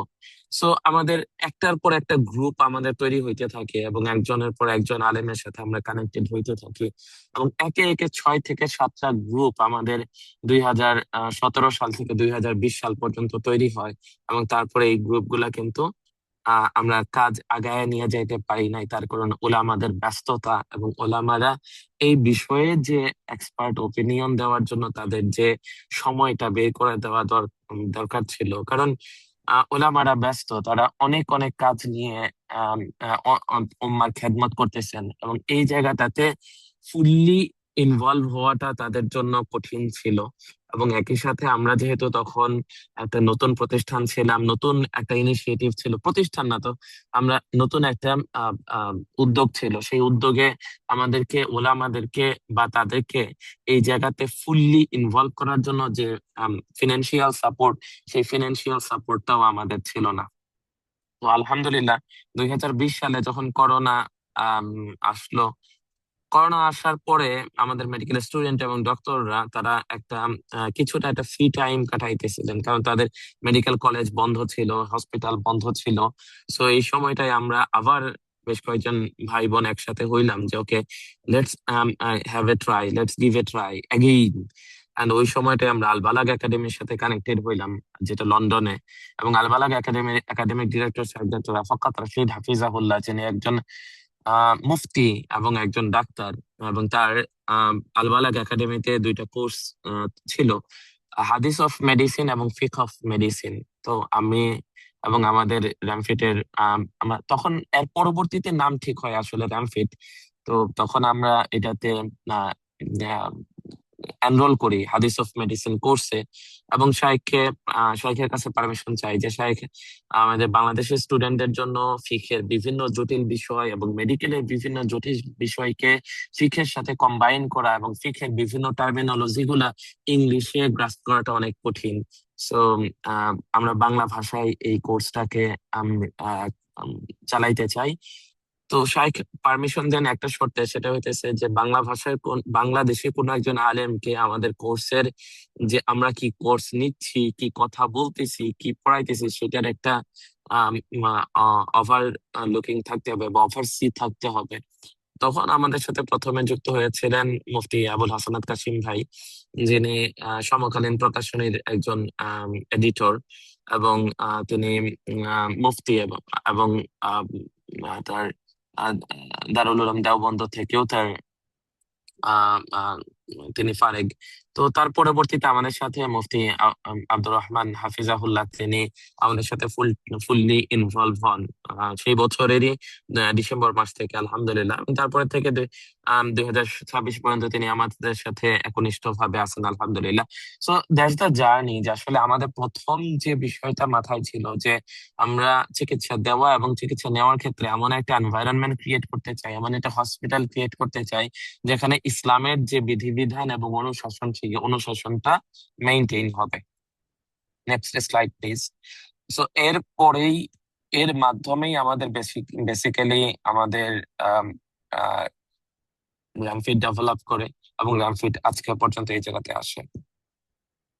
তো চিকিৎসা বিজ্ঞান, ইসলামী ফিকহ, নৈতিকতা এবং উম্মাহ সেবাকে একটি সমন্বিত কাঠামোর মধ্যে নিয়ে আসা, এই চিন্তার প্রথম প্রাতিষ্ঠানিক রূপটাই ছিল র্যামফিট।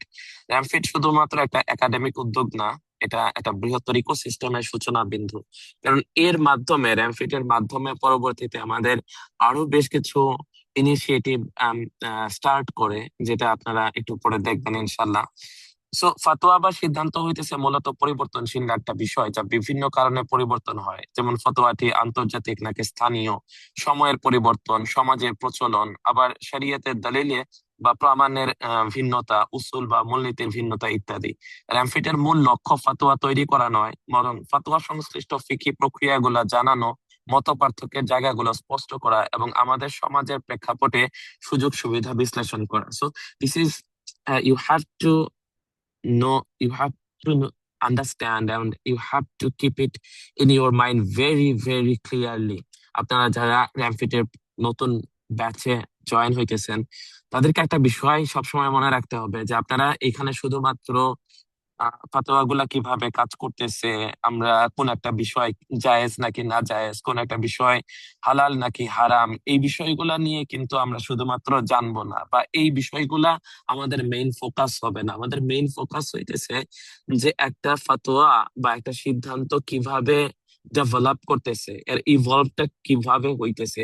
কোন মেডিকেল সেক্টরে আপনি কাজ করতে গেলে অনেক জায়গাতে দেখবেন বা এর ফাতোয়া গুলাতে যে এটা কি একটা সময়ে এটা হারাম ছিল বা এটাকে নাজায়েজ মনে করা হইতো, পরবর্তীতে বিভিন্ন বিষয়ের উপরে ভিত্তি করে এটাকে জায়েজ বলা হয়েছে, বা বিভিন্ন বিষয়ের উপরে ভিত্তি করে এটাকে অনুমোদন দেওয়া হয়েছে। আবার আপনি অনেক সময় দেখবেন যে মাসালাগুলার অনেকগুলাকেই বলা হইতেছে এটা স্বাভাবিকভাবে এটা নাজায়েজ, কিন্তু প্রয়োজনের ক্ষেত্রে অথবা যে পরিস্থিতি তৈরি হয়েছে সেই পরিস্থিতিতে এটা জায়েজ হইতেছে। সো আপনাকে এই জায়গাতে বুঝতে হবে যে কোন পরিস্থিতিতে এটা জায়েজ হইতে পারে, কোন পরিস্থিতিতে না জায়েজ হইতে পারে। So this is not only knowing what is what I can do and what I can't do, but এটাও আপনাকে বুঝতে হবে যে কোন পরিস্থিতিতে কখন কোন জিনিসটা জায়েজ হইতেছে, কোন জিনিসটা জায়েজ হইতেছে না। আপনাদের পড়াশোনা করার এবং আপনাদের এই ব্যাচে এনরোল করার মূল ফোকাস মূল ফোকাসকে যদি আপনারা এই জায়গাতে শিফট না করেন, তাহলে এই কোর্স আসলে আপনাদেরকে খুব বেশি কিছু দিতে পারবে না। কিন্তু যখন আপনারা আপনাদের বিষয়টাকে এইভাবে নিয়ে আসবেন যে আমরা আসলে বুঝতে চাই যে শরিয়াহ কিভাবে কাজ করে, ফিক কিভাবে কাজ করে, কোন সময় কোন একটা জিনিস জায়েজ হয়, কোন সময় কোন একটা জিনিস নাজায়েজ হয়, কোন সময় কোন একটা হারাম জিনিস জায়েজ হইতেছে, আবার কোন সময় একটা আপাতত জায়েজ জিনিস সেটা নিষিদ্ধতার মধ্যে যাইতেছে, তাহলে আপনাদের মেইন ফোকাস পয়েন্টটা যখন এরকম হবে, তখন আপনারা আসলে অনেক অনেক অনেক কিছু জানতে পারবেন এবং বুঝতে পারবেন। এবং সেটা শুধুমাত্র মেডিকেল ফিক ইস্যুতে না, তখন আপনারা আপনাদের সাধারণ দিন পালনের আরো অনেকগুলা বিষয় আপনারা তখন পরিষ্কার ধারণা পাবেন। আমি 5টা মিনিট সময় নিব ইনশাল্লাহ, যদিও আহ, আমার আলোচনার সময় আসলে 10টা 20 পর্যন্ত, কিন্তু আমি যেহেতু একটু লেটলি 10টা 20 শুরু করছি, তো I will take this up to 10:40 ইনশাল্লাহ, or 10:42, 43. সো আমরা যারা চিকিৎসা পেশায় আসি, তখন চিকিৎসা পেশায় আসার পরে এবং আমাদের যখন দিনের বুঝ আসার পরে, তখন একটা বিষয় আমাদের মাথায় যে জিনিসটা স্ট্রাইক করে সেটা হচ্ছে মেডিকেল পেশা এটা কি ইবাদত হিসেবে গণ্য কিনা। আমি সময়টুকু যদি আরো বেশি করে আল্লাহ সুবহানাহু ওয়া তাআলার তাসবিহ তাহলিলে আমি খরচ করি, তাহলে এইটা আরো বেশি বেনিফিটেড কিনা।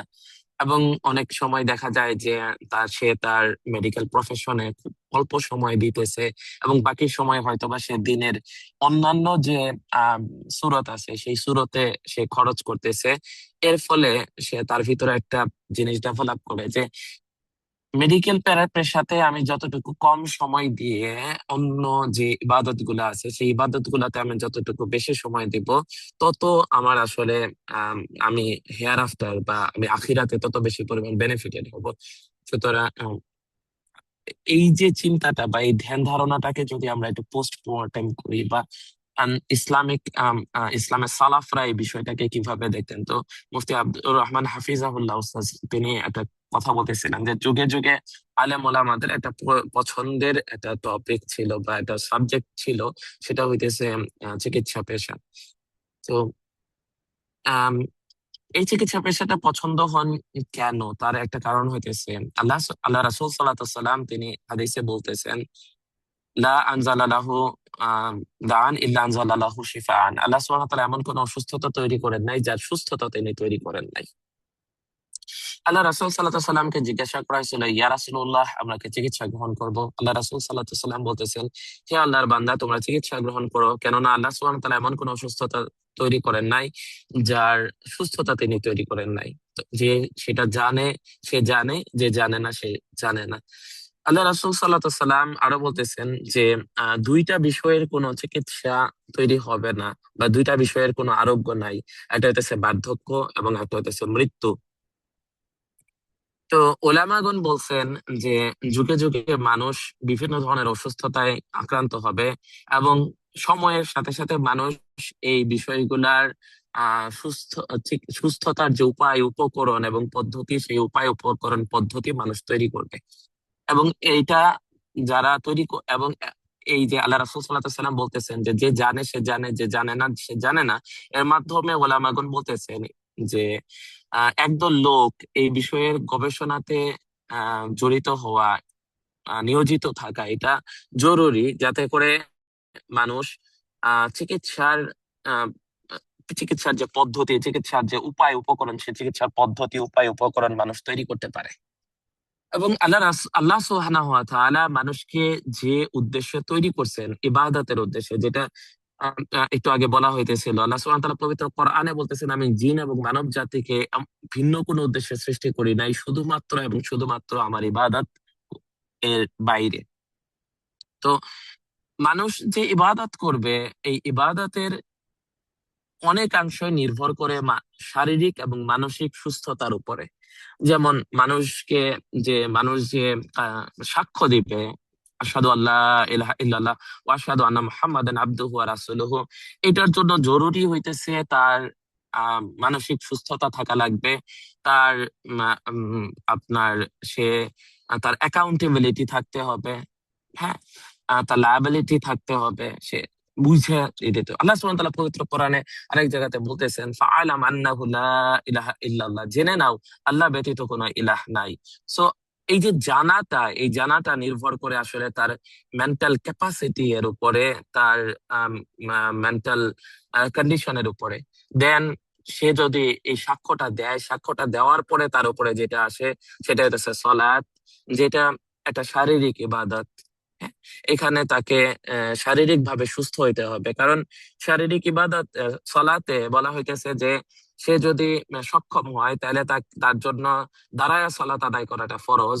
সে যদি সেটাতে সক্ষম না হয়, তাহলে বসে, তারপরে সক্ষম না হলে শুয়ে, সেটাতে সক্ষম না হলে ইশারায়।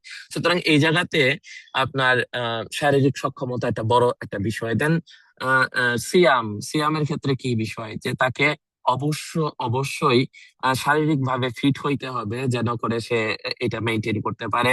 হজের জন্য তো বলাই হয়েছে দুইটা শর্ত, একটা হইতেছে আপনার ফিনান্সিয়াল অ্যাবিলিটি এবং অন্যটা হইতেছে ফিজিক্যাল অ্যাবিলিটি। অ্যান্ড শরিয়াতের যে উদ্দেশ্য, শরিয়ার যে উদ্দেশ্য, সেই শরিয়ার উদ্দেশ্যের ক্ষেত্রে বলা হইতেছে হিফজুদ্দিন, দিনের হেফাজত করা। and তারপরে বলা হইতেছে যে সে জীবনের হেফাজত করা। এটা শরিয়ার অন্যতম মৌলিক উদ্দেশ্য, যে দিনের জীবনের হেফাজত করা। দেন আরেকটা উদ্দেশ্য হইতেছে হিফজুল নাসল, যে বংশধারার হেফাজত করা। এবং হিফজুল নাফস বা জীবনের হেফাজত এবং হিফজুন নাসল, এগুলা চিকিৎসার সাথে সংশ্লিষ্ট। এই কারণে ইমাম শাফি রাহমাতুল্লাহ আলাইহি বলতেছেন যে আমি কোরআন এবং হাদিসের জ্ঞানের পরে অন্য কোনো জ্ঞানের কথা জানি না যা চিকিৎসা পেশার থেকে অধিক বেনিফিশিয়াল। তিনি আরো বলতেছেন, তোমরা এমন কোন জায়গাতে সেটেল হইও না যে জায়গাতে কোনো আলিম নাই, যে জায়গাতে কোনো আলিম নাই, তাহলে তুমি পাবা না। আর তুমি যদি এমন জায়গাতে যদি কোনো ধরনের কোনো সমস্যার মধ্যে পড়ো, তাহলে তুমি সঠিক চিকিৎসা বা সঠিক জ্ঞান পাবা না।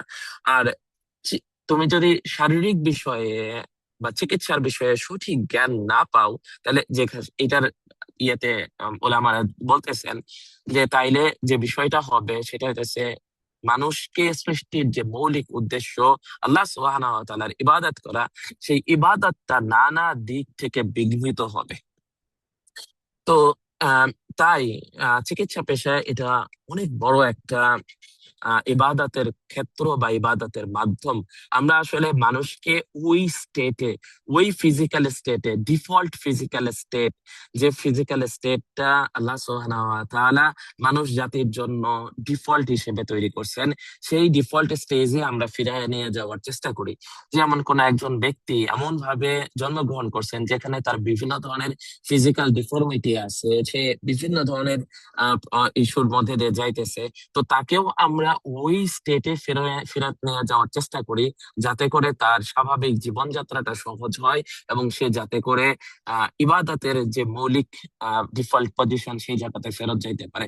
সো আসলে চিকিৎসার মৌলিক উদ্দেশ্য কি? চিকিৎসার মৌলিক উদ্দেশ্য হইতেছে মানুষ যেন আল্লাহ সুবহানাহু ওয়া তাআলার ইবাদতের যে মৌলিক ডিফল্ট পজিশন, সেই ডিফল্ট পজিশনটাতে ফেরত যাইতে পারেন এবং এর মাধ্যমে আল্লাহ সুবহানাহু ওয়া তাআলা বান্দাকে যে মৌলিক দায়িত্ব দিচ্ছেন সেই দায়িত্ব পালন সহজ হয় ইনশাআল্লাহ। So next slide please. I will take only 2 to 3 minutes. Next slide, please. So কেন প্রতিনিয়ত নতুন চিকিৎসা পদ্ধতি, প্রযুক্তি, ওকে সো ওকে ওকে ওকে থাকুক। সো আমাদের র্যামফিটের মৌলিক যে বিষয়টা, সেটার একটা বিষয় আছে ইসলামিক বায়োমেডিক্যাল এথিক্স এবং ইসলামিক ট্রিটমেন্ট বিষয়ে গবেষণা, শিক্ষা এবং জ্ঞান চর্চার একটি প্ল্যাটফর্ম তৈরি করা। র্যামফিট মূলত 3টা বিষয়ের উপরে ফোকাস করে। একটা হচ্ছে research, and 2 education and service. রিসার্চের ভিতরে বিষয়টা হইতেছে যে আমরা মেডিকেল ফিক আসলে কিভাবে কাজ করতেছে, কেন, এবং এই জায়গাটাতে অ্যান্ড এডুকেশন, আমরা যেন মানুষকে এডুকেট করতে পারি, মেডিকেল স্টুডেন্টদেরকে, ডক্টরদেরকে আমরা যেন এডুকেট করতে পারি যে তাদেরকে চিকিৎসা দেওয়া এবং চিকিৎসা নেওয়ার ক্ষেত্রে ইসলামের যে মৌলিক বিধানগুলো আছে সেগুলা জানতে হবে। চিকিৎসা দেওয়ার ক্ষেত্রে বিভিন্ন প্রসিডিওর, বিভিন্ন প্রসিডিওর এবং বিভিন্ন বিষয়ে ইসলামের রীতিনীতি তাদেরকে জানতে হবে। Next slide please. So and then আমাদের নেক্সট স্লাইড গুলা সম্পর্কে Mediverse, BIMS and BIPCA, Bangladesh Islamic psychology and counselling association and ইয়াসফিন নিয়ে খুব সম্ভবত ডক্টর আশরাফুল আলম বলবেন। তো আমি এটা নিয়ে আর বেশি কথা বাড়াতে চাচ্ছি না ইনশাল্লাহ। সো আপনাদেরকে, আপনাদের পেশাকে যদি ইবাদতে পরিণত করতে হয়, তাহলে এই ক্ষেত্রে মেডিকেল প্রফেশনে হালাল এবং হারাম যে বিষয়গুলো আছে, সেই হালাল এবং হারাম বিষয়গুলো আপনাদেরকে খুব ভালো করে জানতে হবে এবং বুঝতে হবে এবং সেই অনুযায়ী মেডিকেল প্রফেশনকে কন্টিনিউ করতে হবে। এবং র্যামফিটের মৌলিক উদ্দেশ্যই হইতেছে এইটা, যে মেডিকেলের স্টুডেন্টরা যেন ইসলামের রীতিনীতি, বিধিবিধান জেনে বুঝে মেডিকেল প্র্যাকটিস করে ইনশাল্লাহ। সো আমি আপনাদের সামনের যে জার্নি, সামনের যে যাত্রা মেডিকেল ফিকের, সেটাতে অভিনন্দন জানাচ্ছি এবং এটাতে স্বাগত জানাইতেছি এবং আপনাদের জার্নি সামনে খুব চমৎকার একটা জার্নি কাটবে র্যামফিটের সাথে, সেই আশা কামনা করে সেই আমি শেষ করতেছি। আসসালামু আলাইকুম ওয়া রাহমাতুল্লাহি ওয়া বারাকাতুহু। ওয়ালাইকুম আসসালাম। ধন্যবাদ ভাইয়াকে রামফিটের গবেষণা নিয়ে অগ্রযাত্রার গল্প পেশ করার জন্য।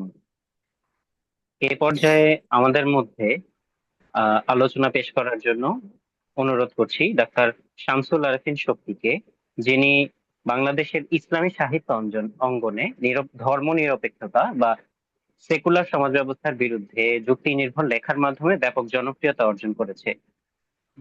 পেশাগত জীবনে সরকারি চাকরিজীবী হলেও তিনি ইসলামী গবেষণা এবং লেখালেখিতে নিজেকে নিয়োজিত রেখেছেন। কুরাতে আইয়ুন ও ডাবল স্ট্যান্ডার্ডের মতো জনপ্রিয় সিরিজ যার লেখনির মাধ্যমে মহান আল্লাহ আমাদের কাছে এনে দিয়েছেন, সেই ভাইকে অনুরোধ করছি আধুনিক চিকিৎসা ক্ষেত্রে শিক্ষার জ্ঞান কতটা অপরিহার্য এবং সময়ের দাবিতে এটি কেন আমাদের জানা প্রয়োজন সে সম্পর্কে আলোকপাত করার জন্য অনুরোধ করছি আমি ডাক্তার শামসুল আরেফিন শক্তি ভাইয়াকে। আসসালামু আলাইকুম রহমতুল্লাহ। আমার কথা শোনা যাচ্ছে? জি, শোনা যাচ্ছে। আচ্ছা, আসসালামু আলাইকুম রহমতুল্লাহি ওয়া বারাকাতুহু। আলহামদুলিল্লাহ, আসসালাতু আসসালামু আলা রাসূলিল্লাহ ওয়া আলা আলিহি ওয়া সাহবিহি আজমাইন। অসাধারণ একটা আয়োজনে আমি শরীক হতে পেরে নিজেকে ধন্য মনে করছি। আল্লাহর দরবারে অশেষ শুকরিয়া আদায় করছি যে এখানে আমি এমন কিছু মানে ডাক্তারকে, চিকিৎসককে পেয়েছি যারা ইসলামকে খুব সিরিয়াসলি নিয়েছেন। হ্যাঁ, আমার ব্যক্তিগত অভিজ্ঞতা আমাকে বলে যে চিকিৎসকরা অত্যন্ত আহ মানে দুনিয়ামুখী থাকে, এবং এই দুনিয়ামুখী থাকাটাকে তারা মানে ইবাদত মনে করে।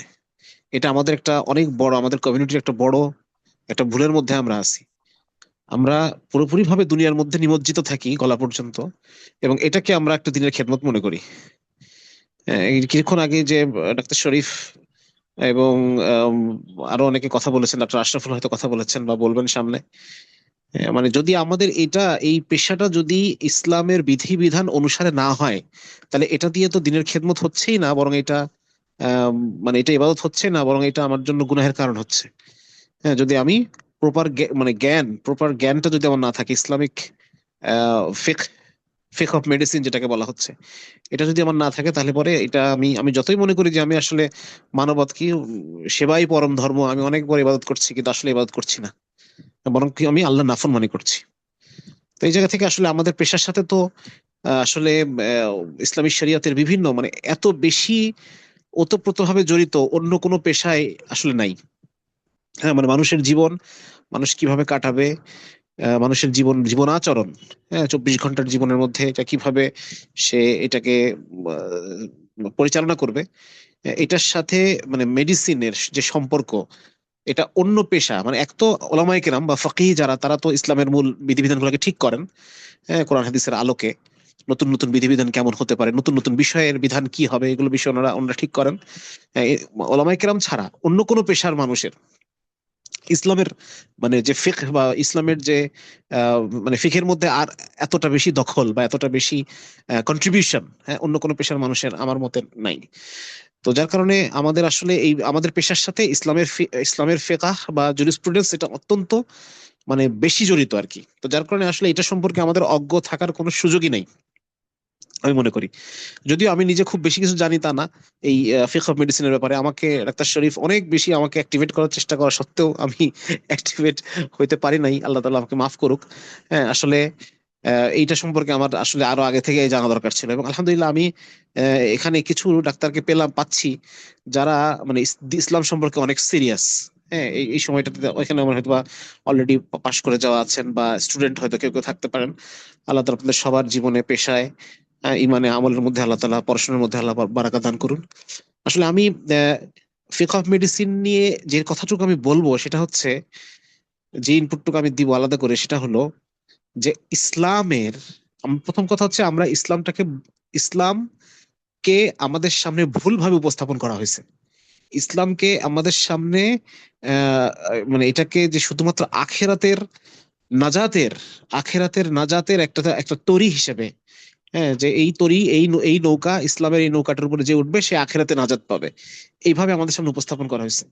কিন্তু রাসূলুল্লাহ সাল্লাল্লাহু আলাইহি ওয়াসাল্লাম মক্কাতে মুশরিকদের সামনে ইসলামকে উপস্থাপন করছেন, দেখেন কিভাবে কয়েকটা জায়গায় কয়েকটা রেওয়ায়াতে এরকম আসছে যে ইসলামকে উনি উপস্থাপন করতেছেন যে হে কুরাইশরা, তোমরা ইসলাম গ্রহণ করো, তাহলে পরে সমস্ত আরব তোমাদের নেতৃত্ব মেনে নিবে, সমস্ত আজম তোমাদেরকে কর দিতে বাধ্য হবে। হ্যাঁ, এরকম ভাবে আল্লাহ রসুল সাল্লাল্লাহু আলাইহি ওয়াসাল্লাম দাওয়াত দিয়েছেন। মানে মানে তোমরা কালেমা কবুল করো, তাহলে সমগ্র আরব তোমাদের নেতৃত্ব মেনে নেবে, সমগ্র অনারব গোষ্ঠী তোমাদেরকে কর দিতে বাধ্য হবে।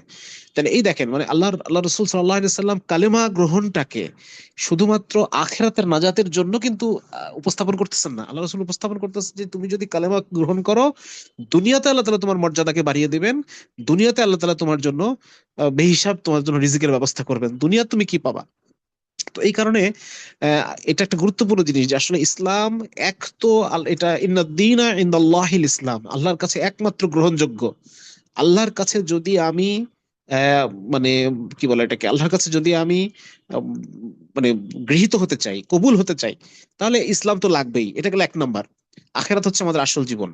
আর 2 নাম্বার হচ্ছে এই যে দুনিয়ার যে জীবনটা আমাকে কাটাতে হচ্ছে, দুনিয়ার এই জীবনে আমরা বিভিন্ন রোল প্লে করতেছি।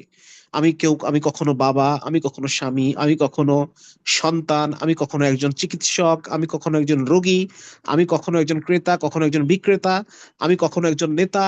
এই যে যতগুলো রোল আমি আমি প্লে করতেছি, আমাকে করতে হচ্ছে এটা।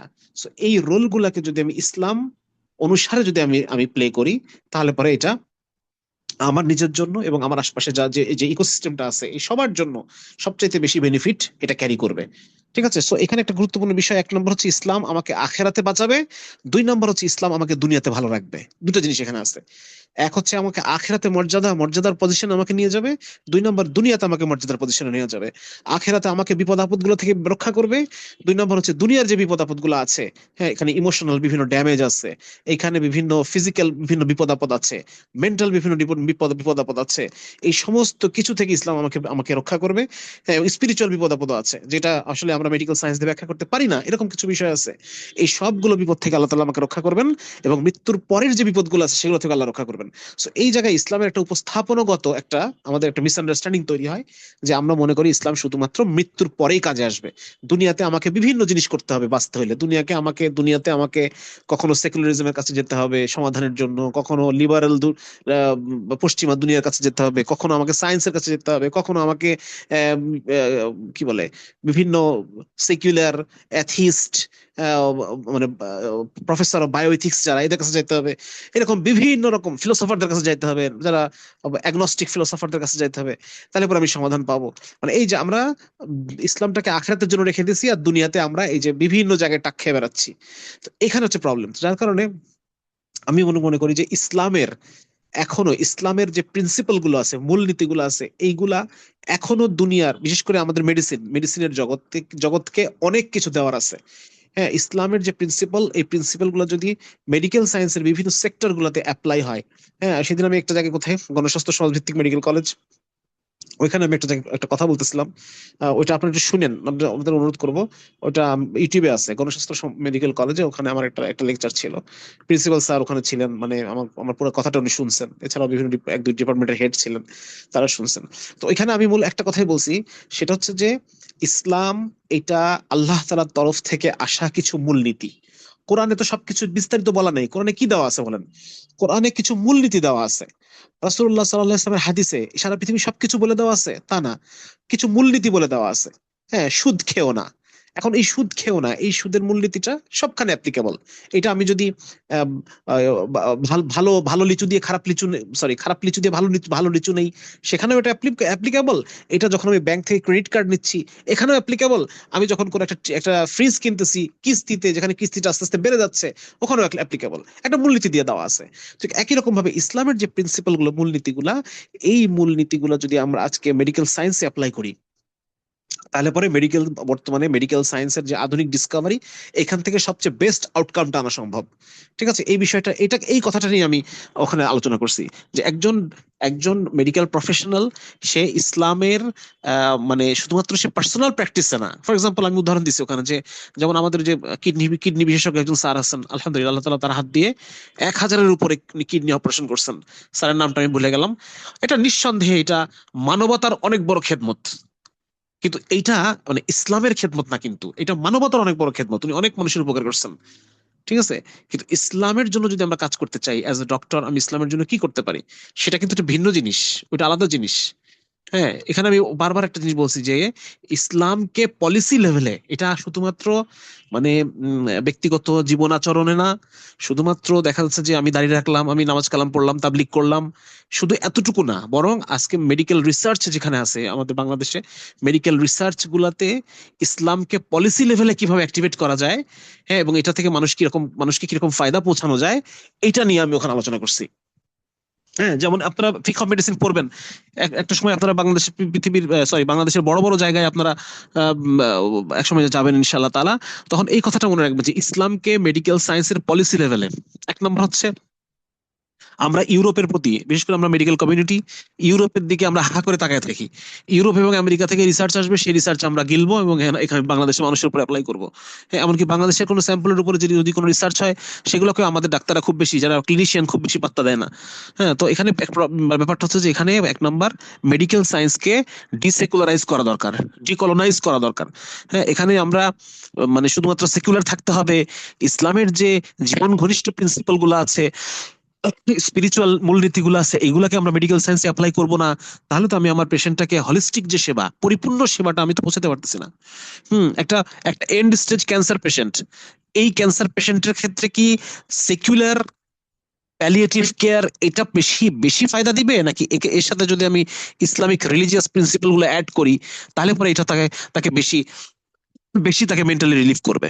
এটা খুব স্বাভাবিক বিষয়। যার কারণে আমি বলতে চাচ্ছি যে মানে মানে মেডিকেল সায়েন্সের একদম কোরের মধ্যে আমাদের ইন্ডিপেন্ডেন্ট রিসার্চ হওয়া উচিত, এবং ইন্ডিপেন্ডেন্ট রিসার্চের মধ্যে আমাদেরকে ইসলামের প্রিন্সিপাল গুলোকে অ্যাড করে করে রিসার্চ গুলো হওয়া দরকার।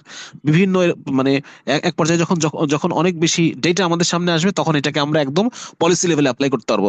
এই জন্য আপনাদের কাছে আমার অনুরোধ থাকবে যে আপনারা এই বিষয়টা একটু মাথায় নিয়েন, যে ইসলামকে কিভাবে রিসার্চ লেভেলে, পলিসি লেভেলে নেওয়া যায়। আমরা বসে আছি, কিন্তু পশ্চিমা দুনিয়া বসে নাই। সেখানে সেখানে নিউরোথিওলজি নামে নতুন নতুন ফ্যাকাল্টি তৈরি হয়েছে, নিউরোথিওলজি, সেখানে তারা এগুলো রিসার্চ করতেছে। সাইকোথিওলজি নামে নতুন নতুন ফ্যাকাল্টি তৈরি হয়েছে, সেখানে সেখানে আমেরিকাতে তারা রিসার্চ করতেছে। হ্যাঁ, তারা এই যে ইয়েতে কি বলে, সাইকোলজিতে বিভিন্ন বিভিন্ন রকম কাউন্সেলিং এর ক্ষেত্রে রিলিজিয়াস কোপিং মেথড, এটাকে তারা এখন বিভিন্ন জায়গায় তারা অ্যাপ্লাই করতেছে, এটার উপর রিসার্চ হচ্ছে।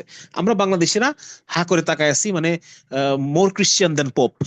হ্যাঁ, আমরা সেকুলার মানে ওয়েস্টার্নারদের চেয়ে বেশি বেশি আমরা ওয়েস্টার্নার হয়ে বসে আছি। তো এই জায়গায় মানে আমাদের অনেক কিছু আসলে ফিকহ অফ মেডিসিনে আমাদেরকে আমাদের অনেক কন্ট্রিবিউট করার সুযোগ আছে ইসলামের প্রিন্সিপালের দিক থেকে। হ্যাঁ, নতুন নতুন দিগন্ত উন্মোচন হতে পারে যদি আমরা এখানে ইসলামের বিভিন্ন প্রিন্সিপাল গুলো অ্যাড করি। যেমন এখানে অলরেডি হয়তো বা শেখ আব্দুর রহমান সাহেব বা ইয়ে ডাক্তার শরীফ আলোচনা করছেন, ডাক্তার আশরাফ আলোচনা করবেন ইনশাআল্লাহ, আর অনেক কিছু। কারণ সামনের দিনগুলা কিন্তু আসলে আমরা মানে সামনের দিনের যত ফিতনা, এই ফিতনাগুলো আসবে সাইকিয়াট্রি, সাইকোলজি এই ফিল্ডে, এবং এখান থেকে মানে কি বলা যায়, মানে ডাক্তারদের হাত দিয়ে ফিতনা ছড়াবে। সবচেয়ে বড় কথা আমি এটা বলতে চাচ্ছি, সামনের দিনগুলোতে যত মানে অনইসলামিক জিনিসপত্রগুলা, এগুলো ডাক্তারদের হাত দিয়ে ছড়াবে। একটা সময় ছড়াইছে, একটা সময় আপনারা জানেন কিনা, গত শতাব্দীতে সিগারেটের ব্র্যান্ডিং করানো হইতো ডাক্তারদেরকে দিয়ে। সিগারেটের ব্র্যান্ডিং, যে অমুক ডাক্তার ক্যামেল ব্র্যান্ডের সিগারেট খায়, সো ক্যামেল ব্র্যান্ডের সিগারেটটা সেফ। হ্যাঁ, এইভাবে করে ব্র্যান্ডিং গুলো করানো হতো। মানে ওয়েমেনদেরকে স্মোকিং ধরানো হয়েছে এরকম ডাক্তারদের মাধ্যমে ব্র্যান্ডিং করে করে। তো যাই হোক, এগুলা এখন আলোচনা করব না। মোট কথা হচ্ছে যে আমাদের আসলে মানে আমরা যদি শুধুমাত্র গোলামি থেকে বেরোয় আসতে পারি, পশ্চিমের গোলামি থেকে বেরোয় আসতে পারি, হ্যাঁ, এবং আমাদের যে কোর যে প্রিন্সিপাল গুলো আছে ইসলামের, এগুলোকে যদি আমরা ধরে আগাইতে পারি, আমরা এই মেডিকেল নলেজকে, সারা দুনিয়ার যে মেডিকেল নলেজ, এই মেডিকেল নলেজকে আমরা অনেক কিছু দিতে পারবো, অনেক কিছু দিতে পারবো, নতুন অনেক কিছু দিতে পারবো। পশ্চিমের দিকে তাকায় না থেকে গোলামি থেকে বের হয়ে এসে যদি আমরা করতে পারতাম, আমরা অনেক কিছু দিতে পারতাম। তো আসলে আর খুব বেশি কথা বাড়াবো না, আমিও বেশ একটু টায়ার্ড, সারাদিন জার্নি করছি অনেক, একটু টায়ার্ড হয়ে গেছি। তো খুব বেশি কথা বাড়াবো না, ইনশাল্লাহ আবার আপনাদের সাথে কখনো অন্য সময় কখনো হয়তো কথা হতে পারে। আসলে আমার আসলে ফিক অফ মেডিসিন খুব বেশি ভালো দখল নাই, যে পরিমাণ আশরাফ এবং ডাক্তার আশরাফ এবং ডাক্তার শিশির পড়াশোনা করছে। আমি আমার এই জায়গা থেকে আমি কিছু জিনিস বললাম, এবং মানে আমাদের এই মেডিকেল যে টোটাল সিস্টেমটাই চেঞ্জ করার আছে। আমি বলতে চাই এই টোটাল সিস্টেমটা, এটা এই মানে মেডিকেল সেক্টরটাকে মানে কর্পোরেট একটা একটা সেক্টরে পরিণত করা, বিগ ফার্মার বেসড একটা কর্পোরেট সেক্টর পরিণত করা, এটা একটা ওয়েস্টার্ন ক্যাপিটালিস্ট যারা ছিল, আপনার নাম জানবেন, রকফেলার ফ্যামিলি। হ্যাঁ, এই ফ্যামিলির এটা একটা ইয়ে যে পুরো মেডিকেল সেক্টরটাকে কর্পোরেট একটা রূপ দেওয়া। ঠিক আছে, এই পুরো মেডিকেল সেক্টরটাকে একটা মানে বিগ ফার্মা বেসড একটা কর্পোরেট রূপ দেওয়া। তো এটা তাদের এটা একটা মানে এখান থেকে আমাদেরকে মেডিকেল সেক্টরটাকে বের করে আনতে হবে সামনে। হ্যাঁ, নাহলে পরে আমরা জনগণকে তার প্রকৃত যে সেবা, এটা আমরা পৌঁছাতে পারবো না। এটা আপনারা ফার্দার স্টাডি করবেন, আর অনেক কিছু আপনারা জানবেন।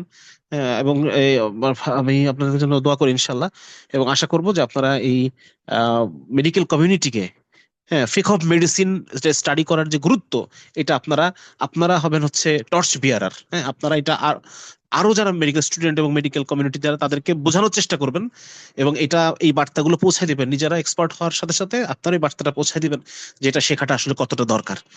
ঠিক আছে, আল্লাহ তালা আপনাদেরকে কবুল করুক। আমার জন্য দোয়া করবেন, আমিও যেন আপনাদের মতো এইখান থেকে শিখতে পারি, ফেক অফ মেডিসিনের বিভিন্ন অলিগলি যেন আমিও ঘুরতে পারি। আল্লাহ যেন সে কবুল করেন। আজকে আর কথা বাড়াবো না।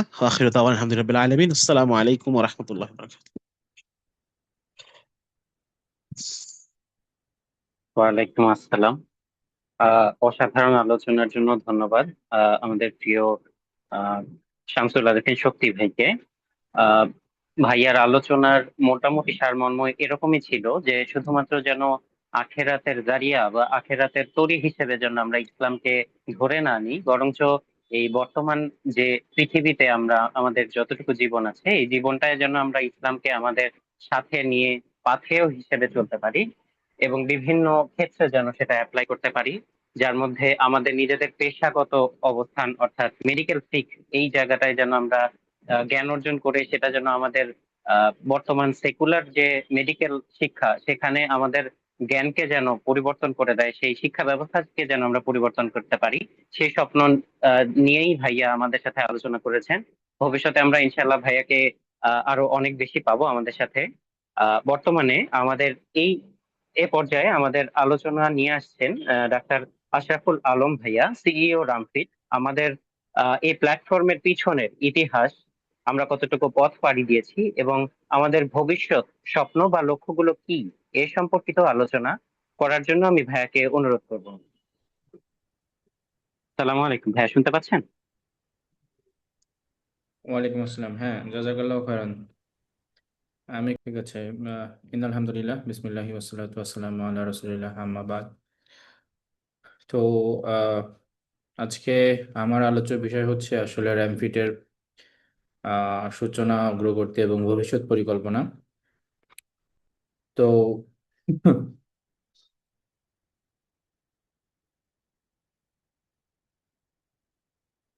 আসলে র্যামফিট কি, এই পর্যায়ে আপনারা মোটামুটি একটু ধারণা পেয়েছেন।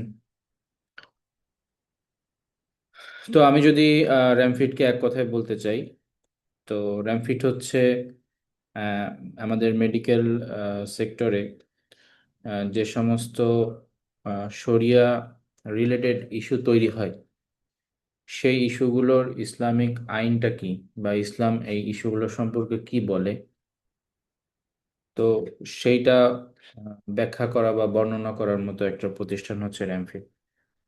তো শুরুতে এই উদ্দেশ্য নিয়ে তৈরি হলেও আমাদের যেই দূরবর্তী একটা গোল ছিল যে আমরা হেলথ সিস্টেমটাকে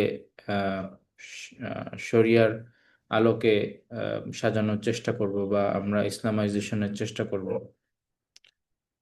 তো সেটাও আস্তে আস্তে আমরা আমাদের চলার পথে কিছুটা হলেও আগাতে পারছি আর কি।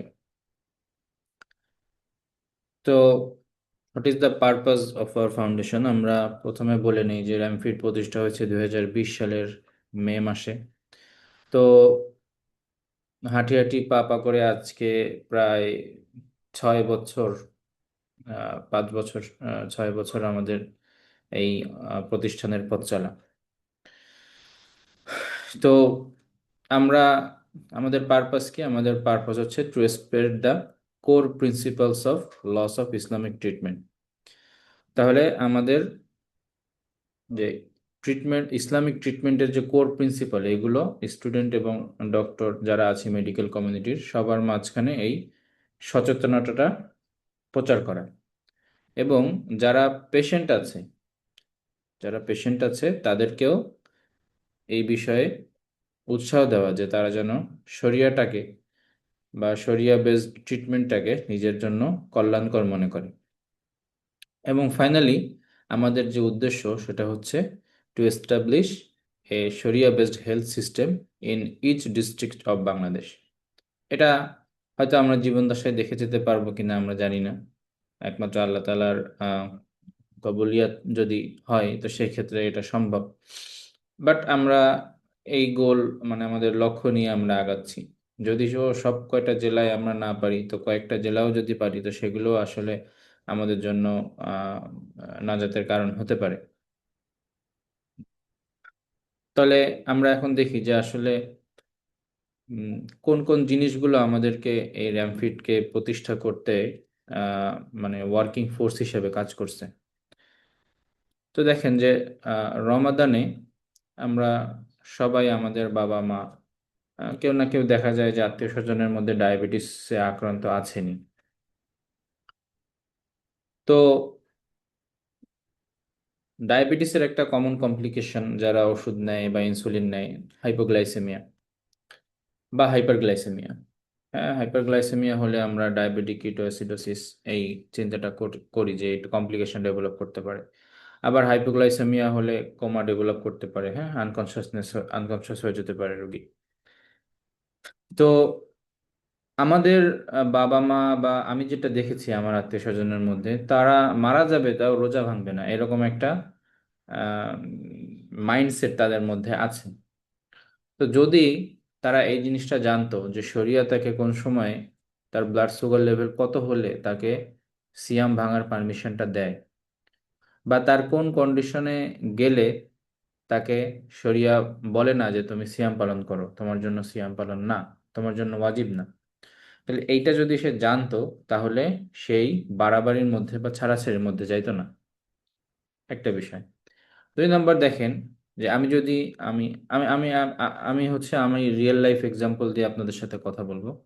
খুব বেশি একাডেমিক আলোচনার জায়গা আজকে অন্তত না।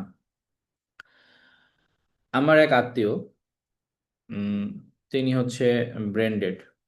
ব্রেনডেড মিনস, যারা ডক্টর আছে তারা আপনারা জানেন, যারা এখানে স্টুডেন্ট তাদের একটু বুঝতে বেগ পেতে হবে, এই জন্য আমি একটু বলে দিই যে ব্রেনডেড হচ্ছে আমাদের ব্রেনের যে 9টা রিফ্লেক্স আছে, সরি 12টা। তো এই রিফ্লেক্সগুলো যখন সবগুলো নষ্ট হয়ে যায়, আমাদের বেলি ল্যাবে ব্রেনডেডের ক্রাইটেরিয়া আছে, যারা এই চ্যাপ্টার পড়েছেন জানেন। তো এই ক্রাইটেরিয়া যখন সবগুলো ক্রাইটেরিয়া ফুলফিল হবে, তখন তাকে আমরা যে ব্রেনডেড বলি, তার মানে তার ফিরে আসার আর সম্ভাবনা নেই। তো এই পেশেন্টকে আপনি কি ভেন্টিলেটর সাপোর্ট দিয়ে, হ্যাঁ, কৃত্রিমভাবে বাঁচিয়ে রাখবেন কিনা? তো এটা কিন্তু একটা শরিয়া ইস্যু। আমার এক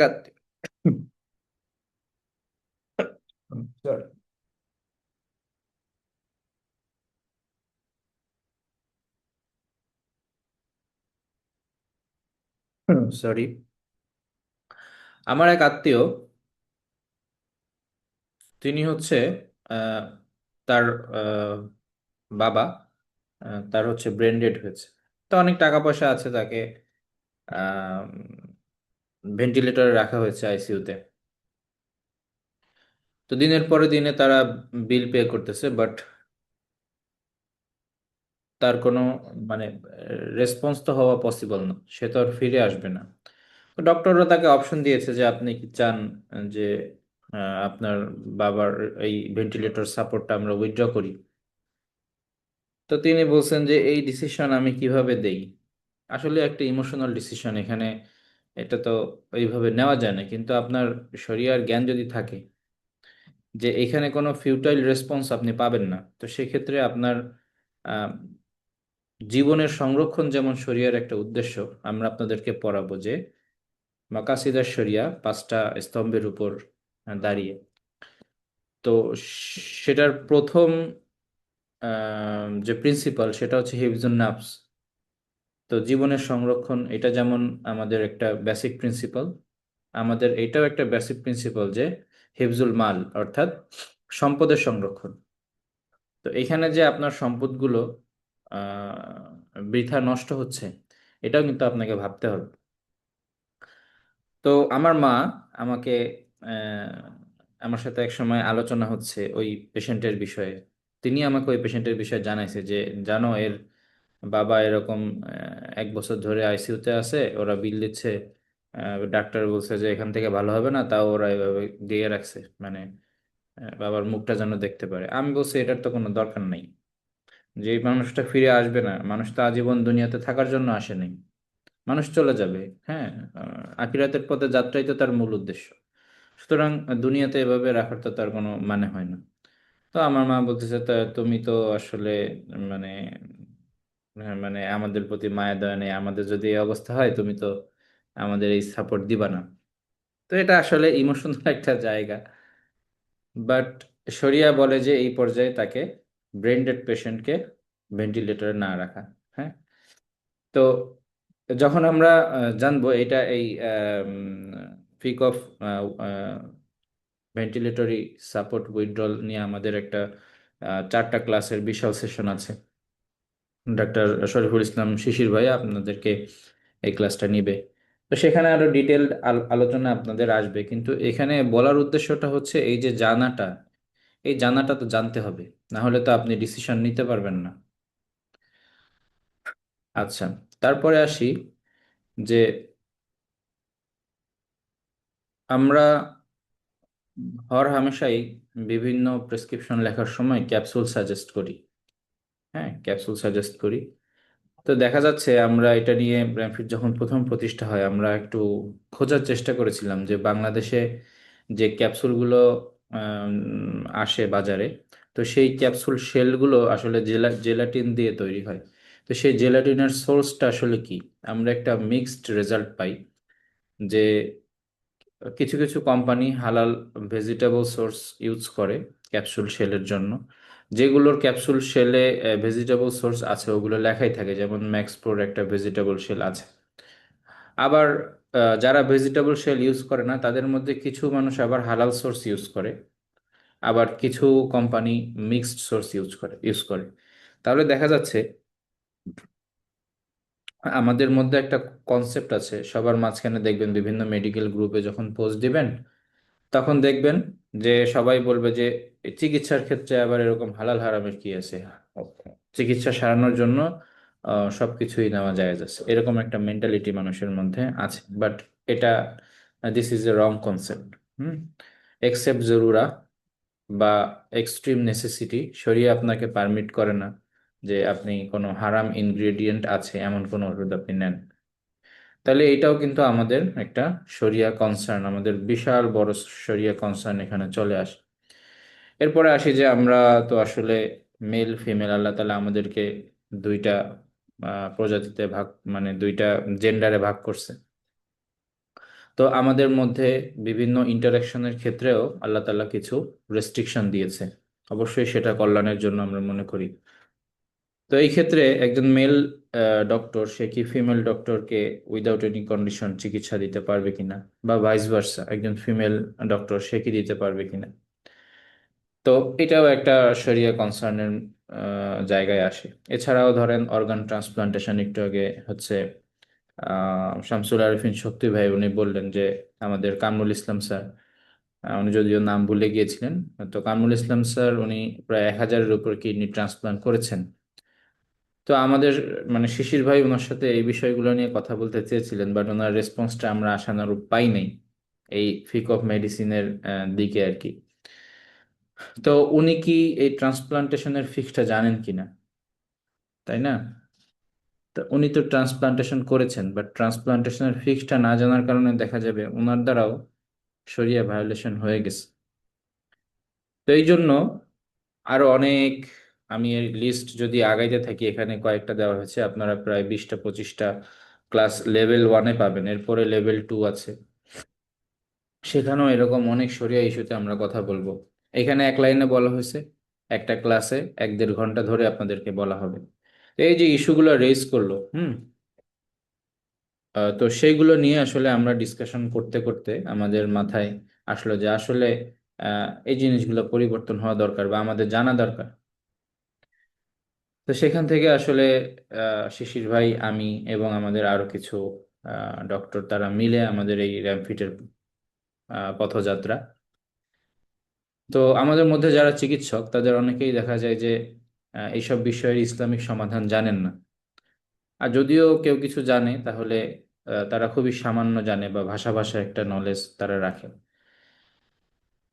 তো যেখানে আসলে এই যে আমি আপনাদেরকে যে বিষয়গুলো বললাম, হ্যাঁ, তো এইসব জায়গায় হরহামেশাই দেখা যাচ্ছে যে ইসলামিক যে ল বা আইন সেটা কিন্তু ভায়োলেশন হচ্ছে। তো যেখানে এই নীতিগুলো ভায়োলেশন হচ্ছে সেখানে পরিবর্তন আনার চিন্তা করা তো দূরের কথা, আমাদের মধ্যে কিন্তু কোনো অনুশোচনা কাজ করে না। ধরেন আপনি একটা খারাপ কাজ করছেন, সেই অনুশোচনা বোধটুকু যদি আপনার মধ্যে না থাকে, তাহলে তো আসলে ইমান নিয়ে প্রশ্ন করতে হবে। ধরেন আপনি ওটিতে ওয়াশ নিয়েছেন, আপনার সতর উন্মুক্ত হয়েছে, তো কাজটা তো আপনার ঠিক হয় নাই, তাই না?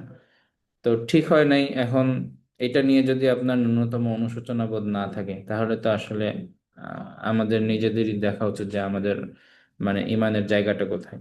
আমি যদি আপনার দিকে না থেকে আমি একজন পুরুষ, আমার দিকটা যদি আমি বলি, ধরেন আমি মাঠে ফুটবল খেলতে গেছি হাফ প্যান্ট পরে। তো এই যে আমি হাফ প্যান্ট পরলাম, এটা আমার সতর উন্মুক্ত হইলো, তো কাজটা তো ঠিক হয় নাই। কিন্তু মানুষ তো সবসময় ঠিক কাজ করে না, মানুষ ভুল করে। কিন্তু ভুল করার পরও যদি আমার মধ্যে এই অনুশোচনা বোধটা না আসে, তাহলে আমার আসলে ইমান নিয়ে আমার নিজের মধ্যে প্রশ্ন আসবে যে আসলে আমার ইমানটা ঠিক আছে কিনা। তো সেটাই এখানে বলা হয়েছে যে আসলে এত এত ভুল হচ্ছে, এত এত খারাপ কাজ হচ্ছে, এত এত ইসলামী নীতি ভঙ্গ করা হচ্ছে, তো আমাদের মধ্যে কি আসলে এতটুকু অনুশোচনা বোধ কাজ করে?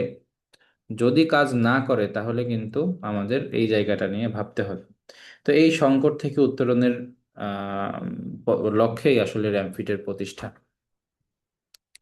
তো আমাদের মিশন কি? আমাদের মিশন হচ্ছে to acquiring knowledge and doing research on the rules and regulation of Sharia in the field of medicine, then applying the knowledge gained in the workspace and establishing an Islamic environment, এবং benefiting the patient in this world and in the hereafter through physical and spiritual treatment।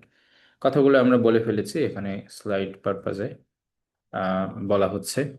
আমাদের গোল হচ্ছে যে আমরা at least one শরিয়া compliant medical college and hospital আমরা প্রতিটা ডিস্ট্রিক্টে তৈরি করতে চাই, এবং সেই লক্ষ্যে আমাদের ইয়াসফিন যে প্রজেক্ট, সেটা ঢাকায় পাইলট প্রজেক্ট হিসেবে আমরা শুরু করেছি। তো ইয়াসফিন সম্পর্কে জানতে আপনারা একটু ইয়াসফিনের পেজে যোগাযোগ করতে পারেন, যে আসলে শরিয়া বেসড হসপিটাল সিস্টেমটা তারা কিভাবে রান করতে চাচ্ছে বা এর বৈশিষ্ট্য কি কি। আহ, আমরা অনেক সময় ইসলামিক হসপিটাল, আদ্দিন হসপিটাল বা খিদমা হসপিটাল, এইগুলোকে ইসলামিক হসপিটাল মনে করি বা ইসলামিক শরিয়া বেসড মনে করি। এখানের অনেক বিষয় দেখা যায় যে আসলে কোশ্চেনেবল। তো কিভাবে কোশ্চেনেবল? যে আমরা কিন্তু একটা শরিয়া স্ট্যান্ডার্ড তৈরি করেছি। হ্যাঁ, ইন্দোনেশিয়ার মুকেসির সাথে কোলাবোরেশনে আমরা একটা শরিয়া স্ট্যান্ডার্ড আমাদের বাংলাদেশ অনুযায়ী তৈরি করেছি।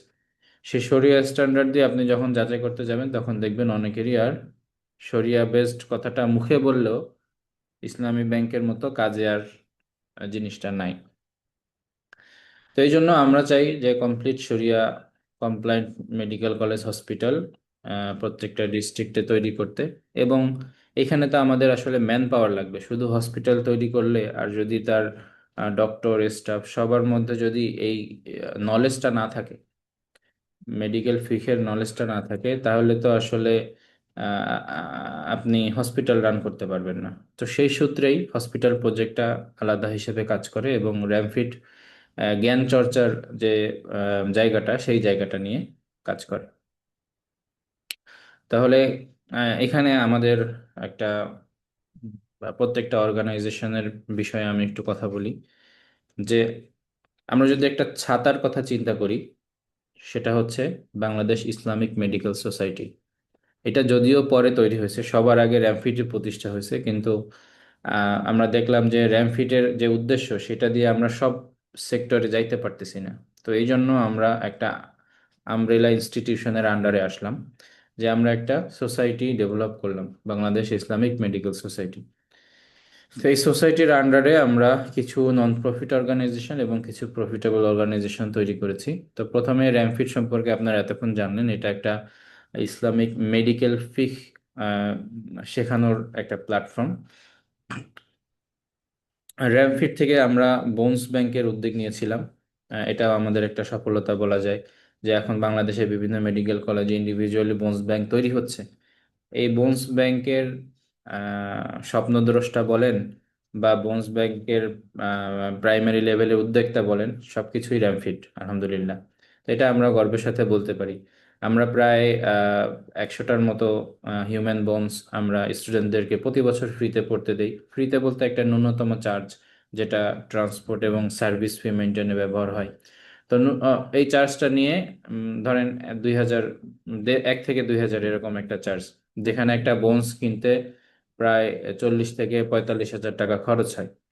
তো সেই জায়গায় শুধুমাত্র যেহেতু বোনস ক্রয় বিক্রয় হারাম, এই জন্য আমরা এই সুবিধাটা চালু করেছিলাম এবং আলহামদুলিল্লাহ এখনো চালু আছে।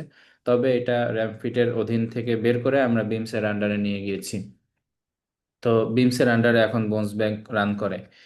তো র্যামফিটকে শুধু আমরা মেডিকেল ফিক লার্নিং এবং এই মেডিকেল ফিক রিসার্চ প্রজেক্ট হিসেবে রেখেছি এখন। এরপর আসে মেডিভার্স, এটাও আমাদের র্যামফিটের একটা সিস্টার কনসার্ন ছিল। এখন এটা আমরা চিন্তা করেছি যে র্যামফিটের অধীনে না নিয়ে এটাকেও বিমসের অধীনে নিয়ে যাই। তো বিমসের অধীনে নিয়ে মানে ইসলামিক মেডিকেল সোসাইটির অধীনে মেডিভার্সও কাজ করে। সেটার উদ্দেশ্য কি? এটা হচ্ছে এটা একটা মেডিকেল একাডেমিক এডুকেশন প্ল্যাটফর্ম। হ্যাঁ, এখানে অ্যানাটমি, ফিজিওলজি, বায়োকেমিস্ট্রি, তো এই যে শ্যাডো এডুকেশন বলতে একটা কনসেপ্ট তৈরি হয়েছে, মেডিভার্স আমাদের সেরকম একটা অর্গানাইজেশন।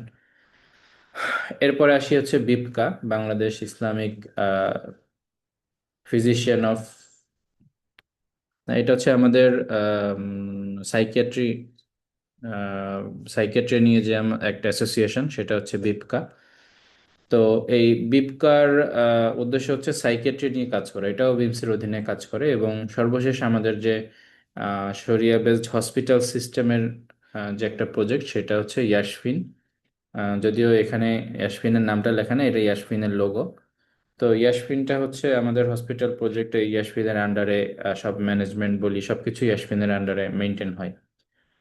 তো এই সবাই মিলেই আমরা এবং সব মানে র্যামফিট বলি বা বিমসের ইকোসিস্টেম। তো এই পুরো ইকোসিস্টেম হচ্ছে কি উদ্দেশ্যে কাজ করতেছে? উদ্দেশ্য হচ্ছে যে মেডিকেল সিস্টেমটাকে ইসলামাইজেশন করা। ঠিক আছে।